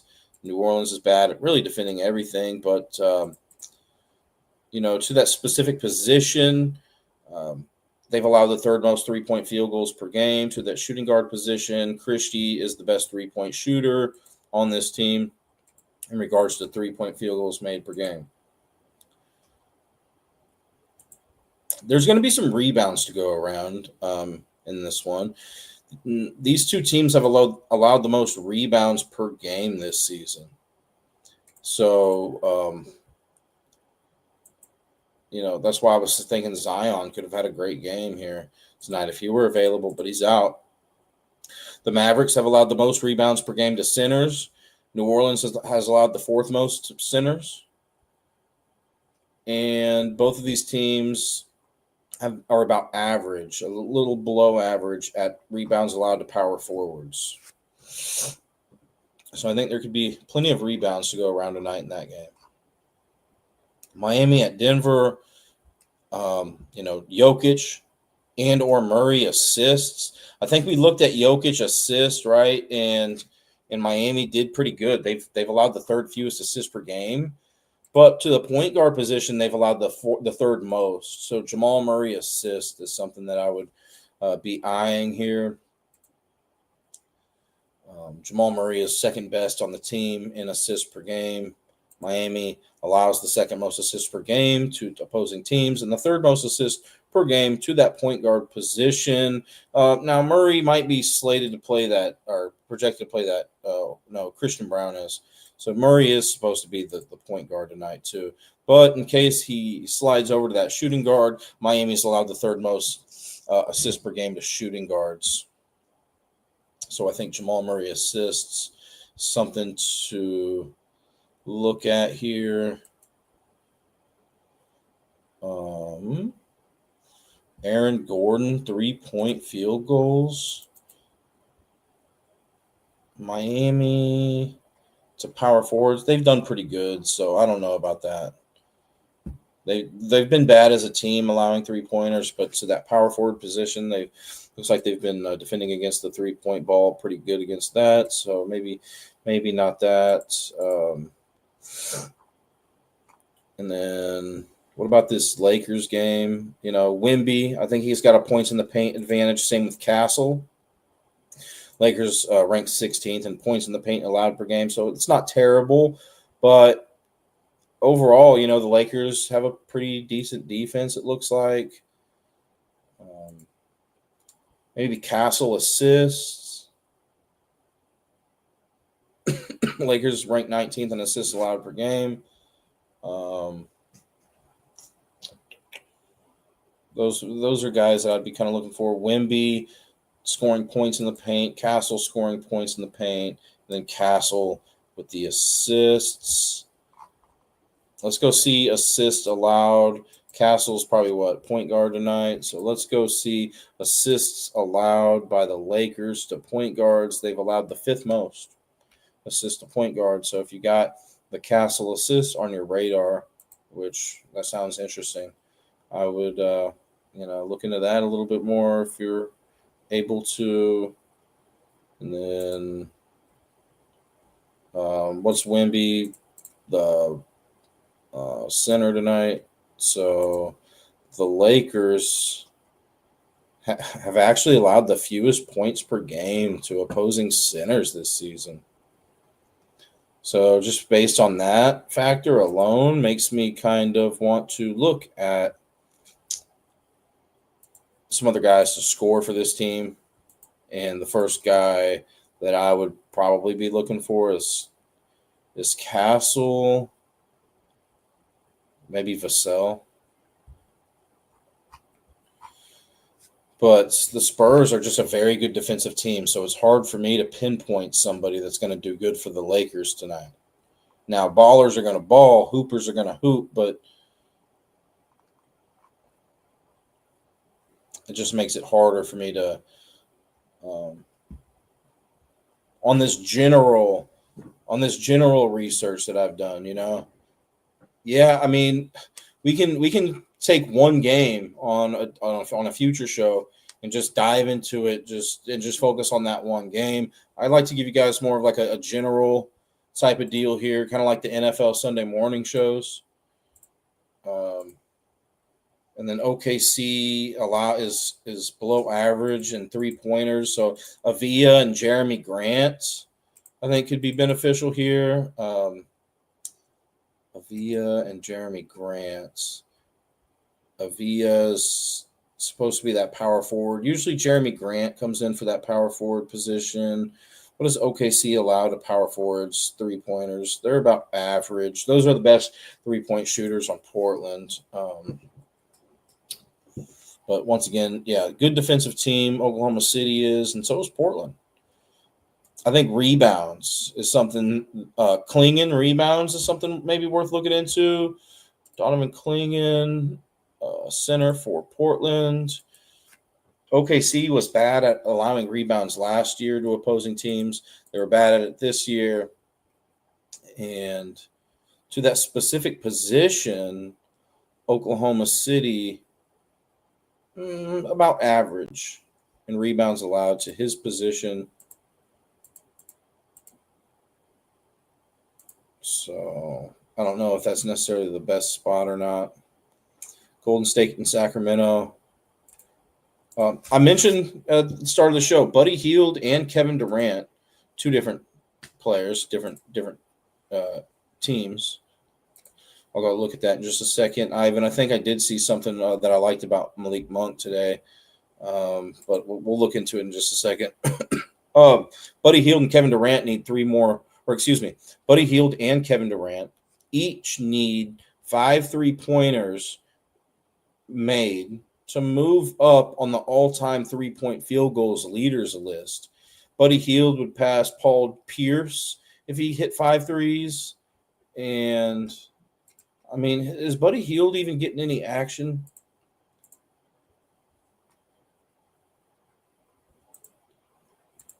Yeah. I mean, he's seeing like 15, 20 minutes a game. If he somehow comes out hot, man, he can pass Paul Pierce on the all-time 3-point field goals leaders list. Kevin Durant, if he gets 5 or more 3-pointers tonight, he moves into 13th place on the all-time 3-point field goals leaders list. He would pass Kyle Lowry. Malik Monk, Malik Monk. Golden State ranks 10th best in 3-point field goals allowed per game to opposing teams.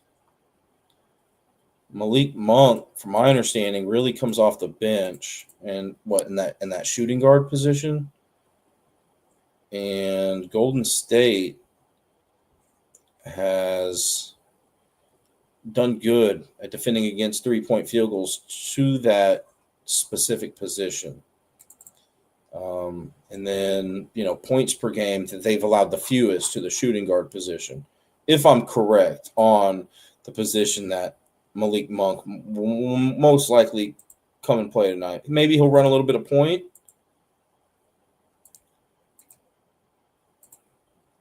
And in that case, Golden State has allowed the 7th most points per game to opposing point guards, and 3-pointers. Golden State's done good at defending against that. And what I have in my notes here is that Malik Monk is a good 3-point shooter.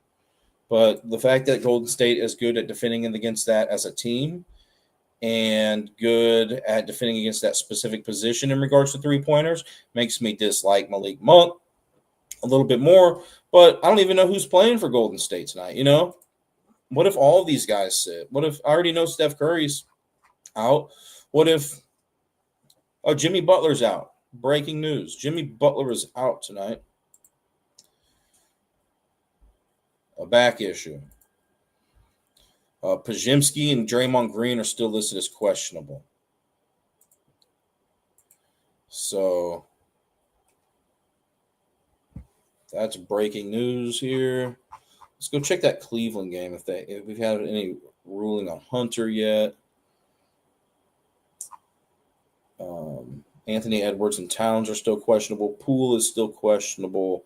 But things are starting to clear up in these murky waters. But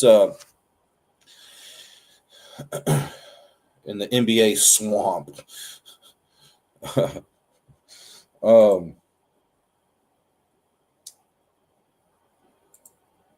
So Kuminga, I think, is a guy tonight that we need to be on the lookout for, simply because he is the best points in the paint scorer for Golden State, and Sacramento allows the 3rd most points in the paint per game to opposing teams.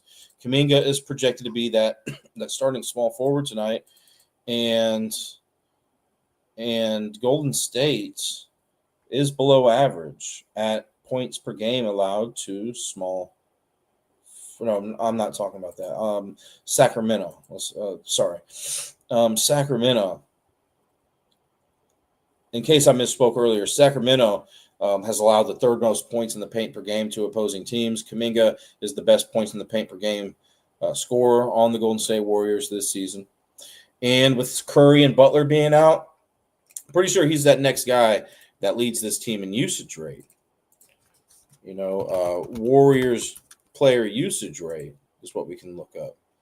And yeah, Kuminga's that next man up.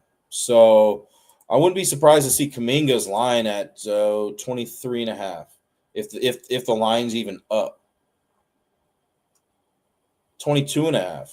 I think it's worth looking into for sure. Simply because of his usage should be out the roof tonight, and he's good at scoring those points in the paint. Assists. Sacramento's allowed a lot of assists. And let's say Draymond Green plays tonight.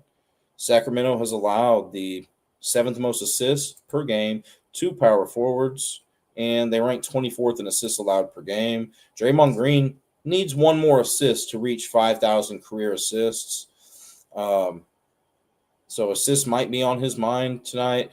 But look, if Draymond Green does play, I think he's going to be having maybe a little bit more score first mentality. But look, man, we talked about Buddy Hield earlier, and he's projected to be in the starting lineup.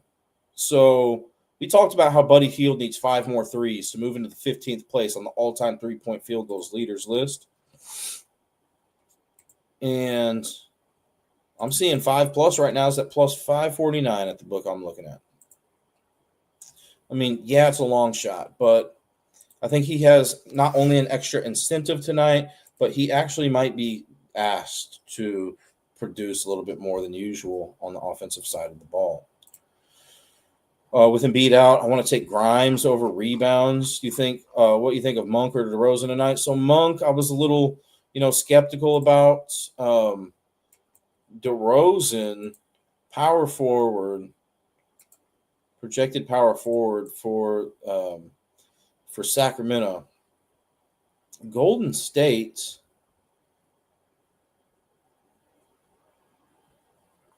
Look, we know Draymond Green is a good defender. So with DeRozan, I think it's all about. I've already kind of said my words about Monk. I don't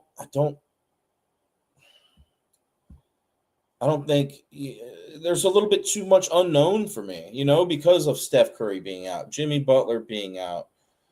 Pajimski's still questionable. Draymond's still questionable. I mean, statistically, yeah, Golden State has done good at defending against point guards and shooting guards 3-point field goals, which is that's Malik Monk's bread and butter, the 3-point ball. But with those guys being out, makes me think he has a better chance of doing his thing tonight for Sacramento. I just don't know how good, Golden State. What we can do here is I'm going to look at this AI stuff and just see, I did this, I think, on the last show.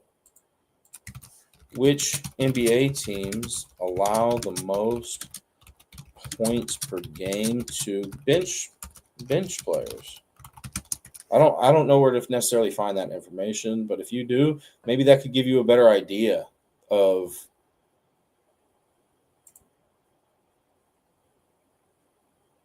I don't want highest scoring bench. I want bench points allowed. Who allows the most bench points in the NBA this season is what I'll just type in here. I don't want NBA bench scoring. Teams who allow the most bench points. I just want to see if the Warriors are up here.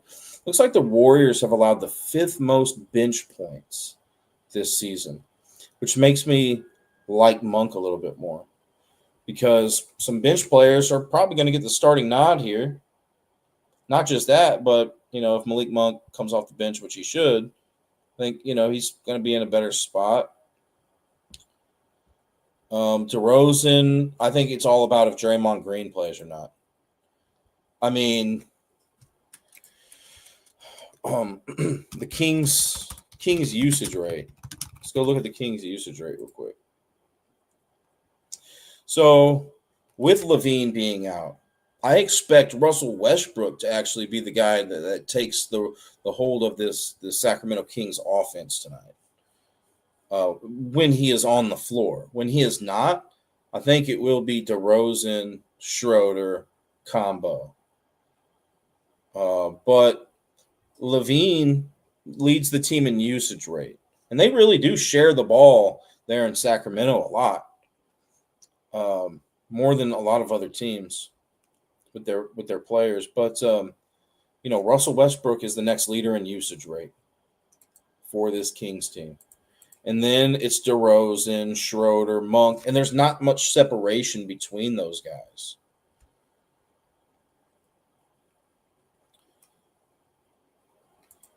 So, I mean, if you have information to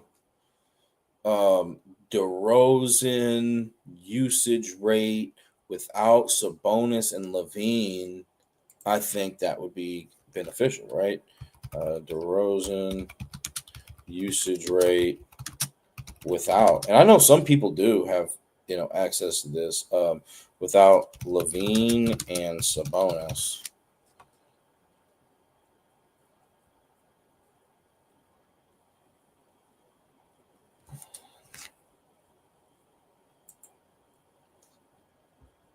%28.7% without LaVine. So, I mean, yeah, I think DeRozan's usage is going to be high tonight. I'm just worried about his specific matchup if Draymond Green plays. Let's go look at DeRozan's line real quick. 23.5 points. DeRozan versus Draymond Green head-to-head statistics. I mean, Draymond Green is arguably the best defender in the league, I think. And that could be the primary defender on him tonight. Draymond Green has a 16-7 career record against DeRozan. How many times has DeRozan had, 24 or more points against Draymond? I'm just kind of interested in that. 1 out of 2, 1 out of 3. 2 out of his last 4, 2 out of 5, 2 out of 6, 2 out of 7, 2 out of 8, 2 out of 9, 3 out of 10, 3 out of 10 games. He's gone over that against Draymond Green. What I would do if I were interested in playing that is I would go look in each individual game that DeRozan played against Draymond Green to see if Sabonis or Levine were playing in that game. How much usage was he getting? You know, um,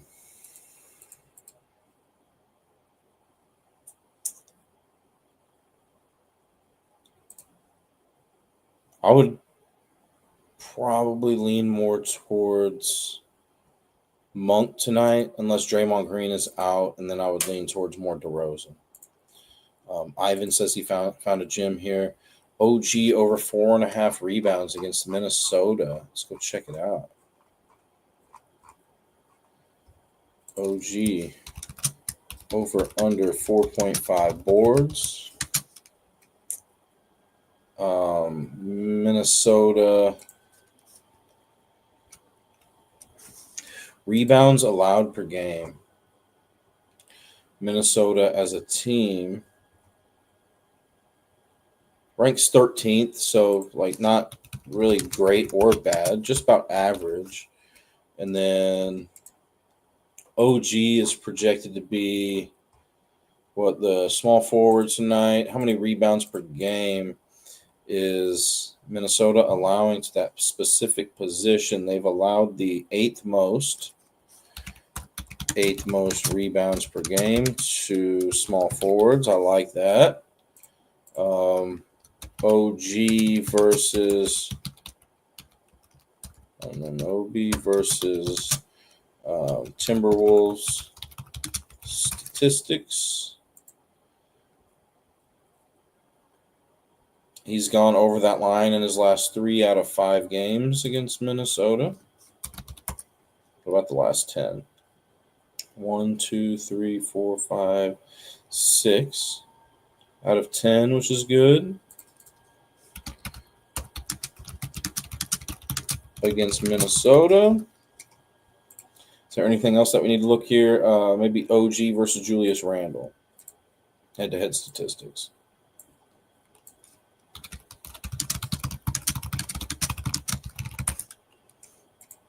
OG has a 10-6 career record against Julius Randle.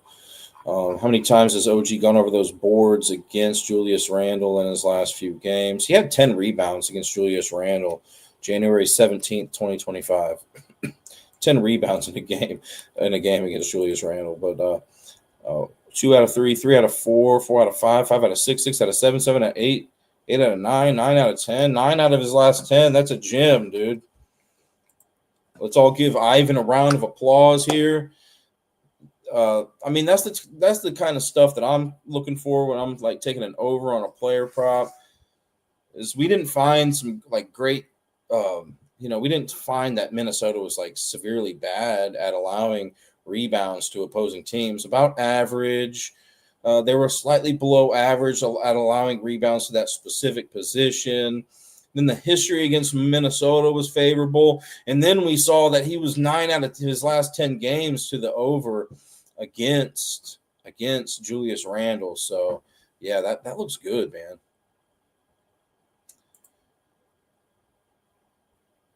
No, I mean, I think you're onto something there. When I'm taking an over, I'm trying to put myself in those types of situations instead of randomly picking something or just like picking a player that's only gone over that line in like 1 out of 10 games or something. Now there are certain cases where history is less meaningful. For maybe some Lakers players tonight with all of those injuries or the Warriors tonight, you might not find the history with Kuminga, but the usage should be high tonight. So in that case, I'm less concerned about the history. But with the Knicks, everything's like set in stone with them, except Karl Anthony Towns is questionable. And the only thing that OG's rebounds will do, I think, if Towns is listed out, is go up.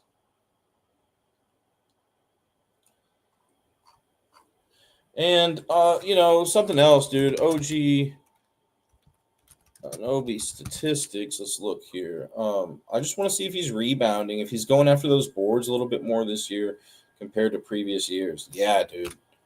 It's the highest. His rebounds per 40 minutes is the highest it's been since the 2019-2020 season.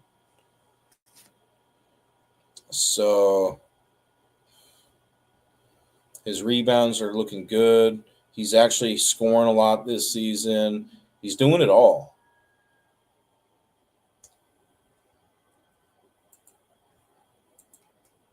I think it looks good, man. Is there a way to find out what players may have been out when OG got the rebounds? When he got the rebounds, yeah, let's go take a look. So, Knicks versus Timberwolves.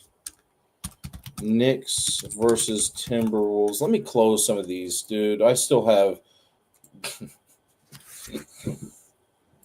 Donovan Clingan tabs open here. Let me close some of this stuff down a little bit.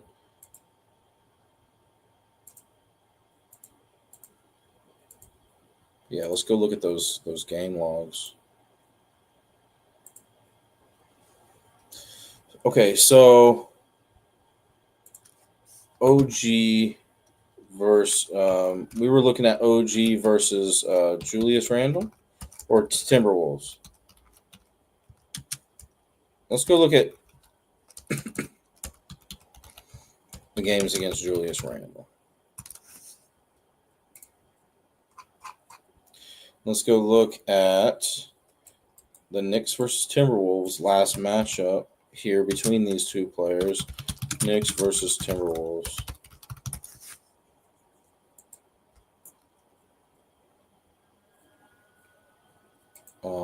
OG got the 10 rebounds in this game, and their starting lineup was OG, Jericho Sims, Josh Hart, Mikal Bridges, and Jalen Brunson.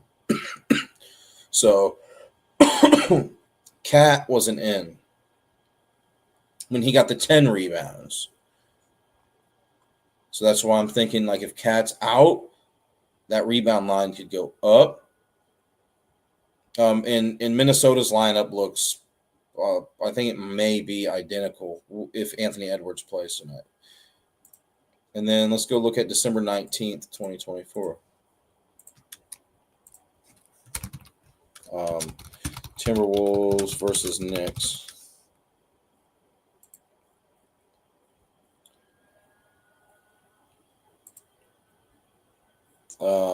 It was Precious, OG, Cat, Mikal Bridges, and Brunson. And OG had 3 rebounds in that game. And then let's go see the December 11th, 2023 OG or not Knicks versus Timberwolves. Karl Anthony Towns had like 20 rebounds in that last game.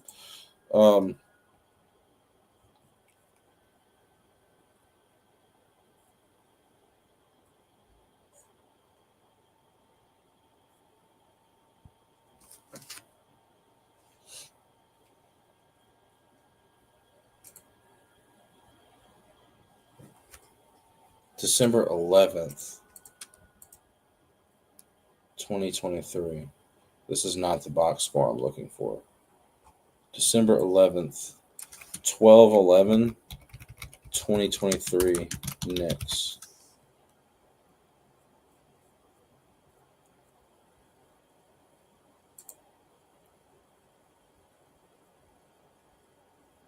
That was back when OG played for Toronto.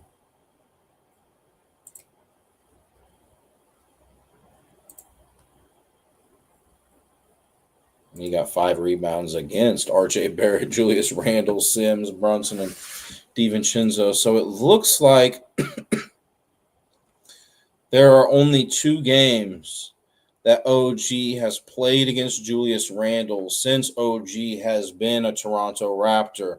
1 game, Cat was out and he got 10 rebounds. 1 game, Cat was in and he got 3 rebounds. So not like the greatest sample size, right? Just one game each. One game he was in, one game he was out. But let's go see if we can refresh this page and see if Cat's in or out. Ant-Man looks like he's in for the Timberwolves. And I mean, wouldn't you think that Karl Anthony Towns is going to try to play in this game against his former team? I mean, they said he's questionable with an illness.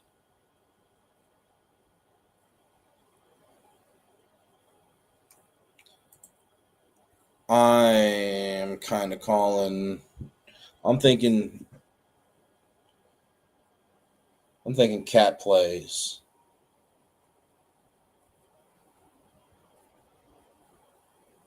And although Minnesota is a good defensive team, I think Cat could possibly go off. Rebounds allowed per game. I mean, I saw one of those games. He had 20 rebounds against the Knicks or against Minnesota. I just want to see where Minnesota ranks 13th in rebounds allowed per game. What about to that center position? Minnesota's slightly above average at defending against that. So a lot of this stuff has to just deal with who's in and who's out. And the thing is that we don't really know up until an hour before tip-off sometimes. So but it looks like everything is pretty much it looks like Jordan Poole is out for the Pelicans. I'm seeing Jordan Poole is out. Just breaking news.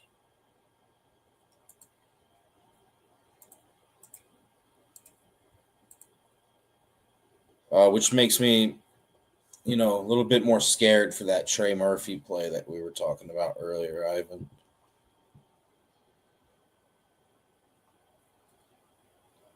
Dort is out for Oklahoma City.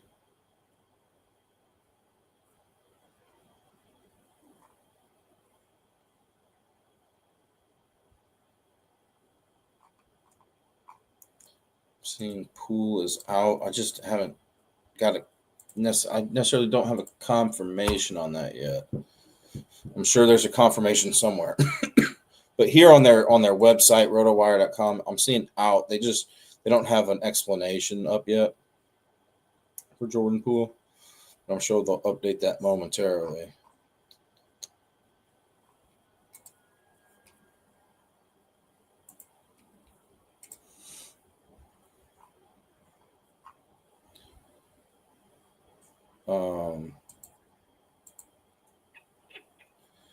Karl Anthony Towns. I mean, Karl Anthony Towns versus Timberwolves. Last 5 games. I'm just kind of interested to see if he plays with an extra chip on his shoulder.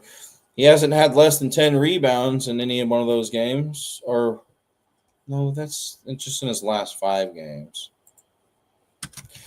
If you don't, you always got to make sure that I got to make sure that I'm looking up the correct information. Sometimes you'll type it in, you just click on something and start looking. Why am I looking against? See, I'm getting mixed up. Versus the Timberwolves. How about just Karl Anthony Towns versus Julius Randle?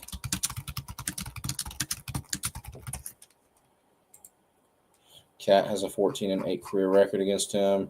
Karl Anthony Towns had 20 rebounds last time he played Julius Randle. 32 points and 20 rebounds. 6 rebounds, 5 rebounds, 13, 5, 17, 15, 8, 27. He had a game where he had 27 rebounds against Julius Randle.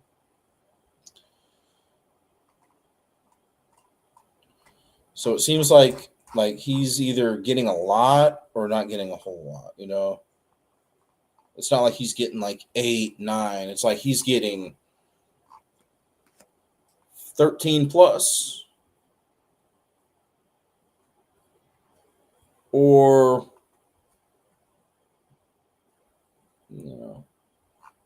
some lower amounts. But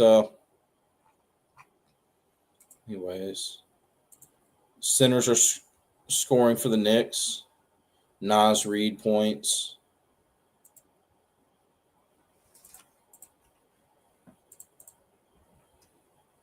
What did you say here? Centers are scoring versus the Knicks. What about 3-pointers? Yeah, dude. So Naz Reid, the Knicks have allowed the most 3-point field goals per game to opposing teams, to opposing centers. The Knicks have, and I know Naz Reid is a pretty decent 3-point shooter. Bench points allowed, NBA. The Knicks. The Knicks are slightly above average, it looks like, at bench points allowed this season. And that's not per game. For some reason, they have that as a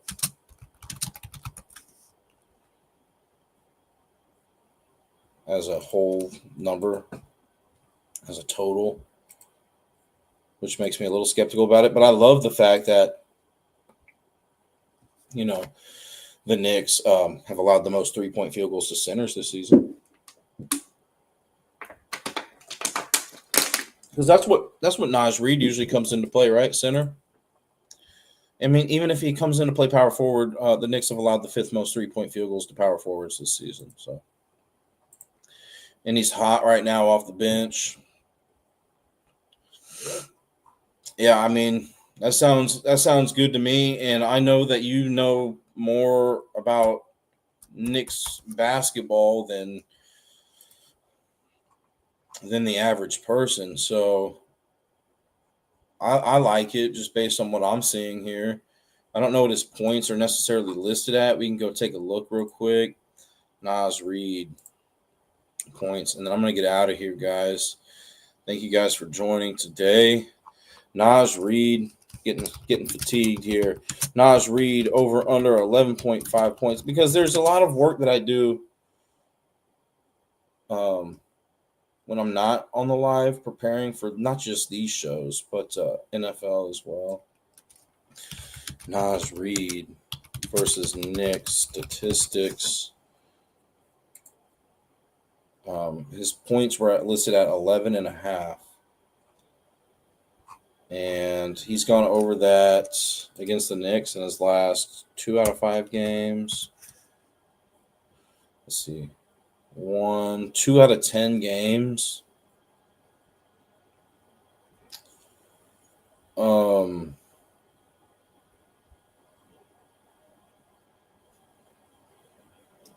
10-plus points. He's gone over that in the last 5 out of 10. What about Naz Reid versus Towns?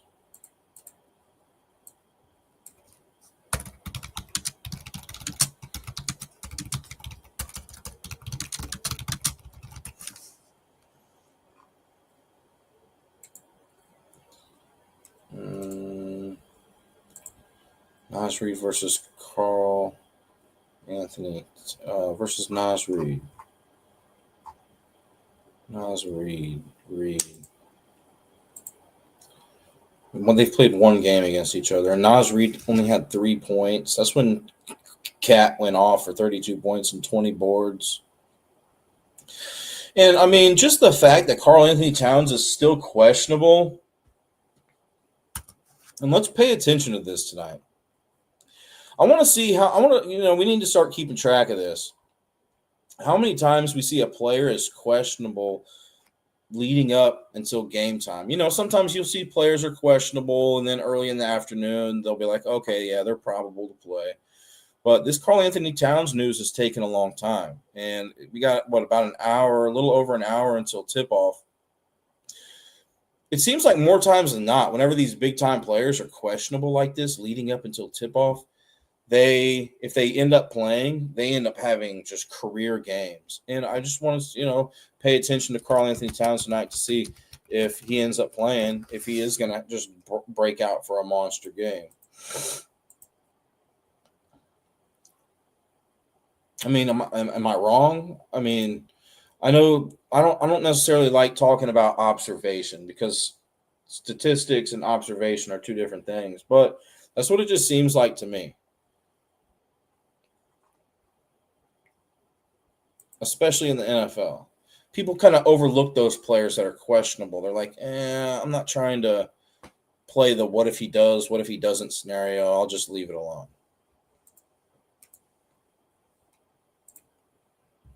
Hey, you're welcome, Ivan. Thank you, man. You're the best too, dude. Appreciate your support, man.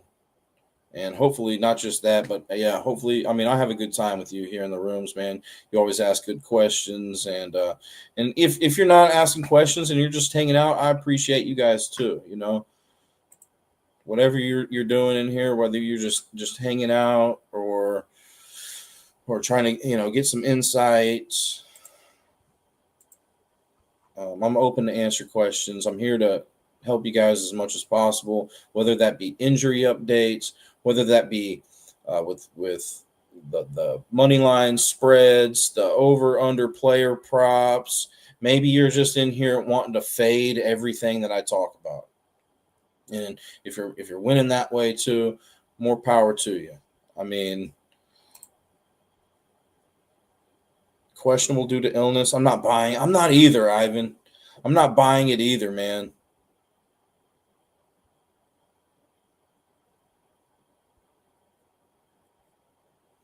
Anyways, yeah, I say I'm gonna go ahead and say now statistically, I don't see really anything that pops out to me with Carl Anthony Towns props, but I won't be surprised to see, and I do like Minnesota to cover, but I just don't I think that Carl Anthony Towns is just gonna come out here and just have a career day. If they fading, they losing slips for sure. Yeah. Yeah, I mean, honestly, we talk about a lot of player props, right? I mean, I understand that a lot of them win and lose or whatever, but those money lines and spreads that I like to give out, those tend to be pretty good. And I like to, just pick my spots carefully with that stuff. If I was looking into player props more, I would try to just like zone in on a couple spots more instead of like doing a general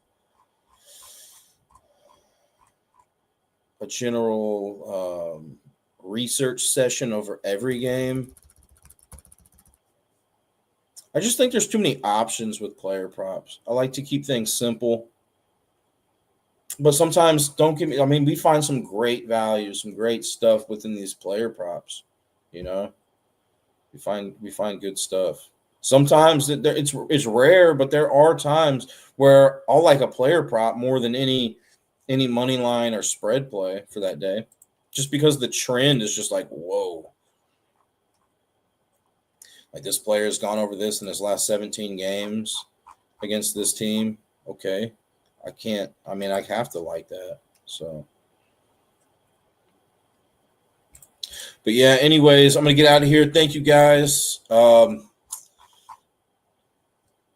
Thanks for the supporters. Thank you to the supporters, the subscribers, the followers. If you could hit that notification bell, that would be awesome too. And then a special thank you to the sponsors: BetUS, MyBookie.ag, Walmart.com, Open Goal, MLB, and the NFL Pro Shops. And then before I get out of here, let me refresh this page one more time to see if we have any. DeAndre Hunter is out, small forward for Cleveland. And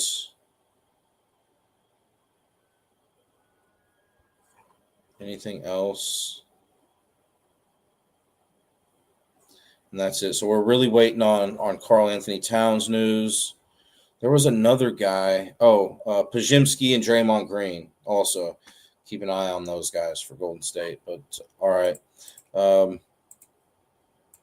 Tomorrow we have Thursday night football. So I'll more than likely at least do a football show tomorrow. I feel prepared for that one. I think, yeah. I mean, we'll do a show barring any setbacks, and then NBA. Usually, we only have like 4 or 5 games on Thursday nights. So, ooh, there's only one game on tomorrow night, and then Friday is group play. I don't like group play, so I probably won't do a show on Friday. I've had like one bad NBA show, and it was on Halloween. And that was like the only day that they did group play. For some reason, there's something about it that throws me off. I can't even watch the games because like the court is just it's just not easy on the eyes. I mean, I'm not a big fan of the group play thing, the play-in or whatever they call it. But if you are, then I mean, to each their own. But anyways, I'm out of here, guys. I'll see you tomorrow. Thanks again. Good luck. Not moved out. This non-casual podcast may not be reproduced, retransmitted, or reused without the authorized written consent of the Not Moved Podcast Network. Thank you, and we hope you enjoyed today's broadcast.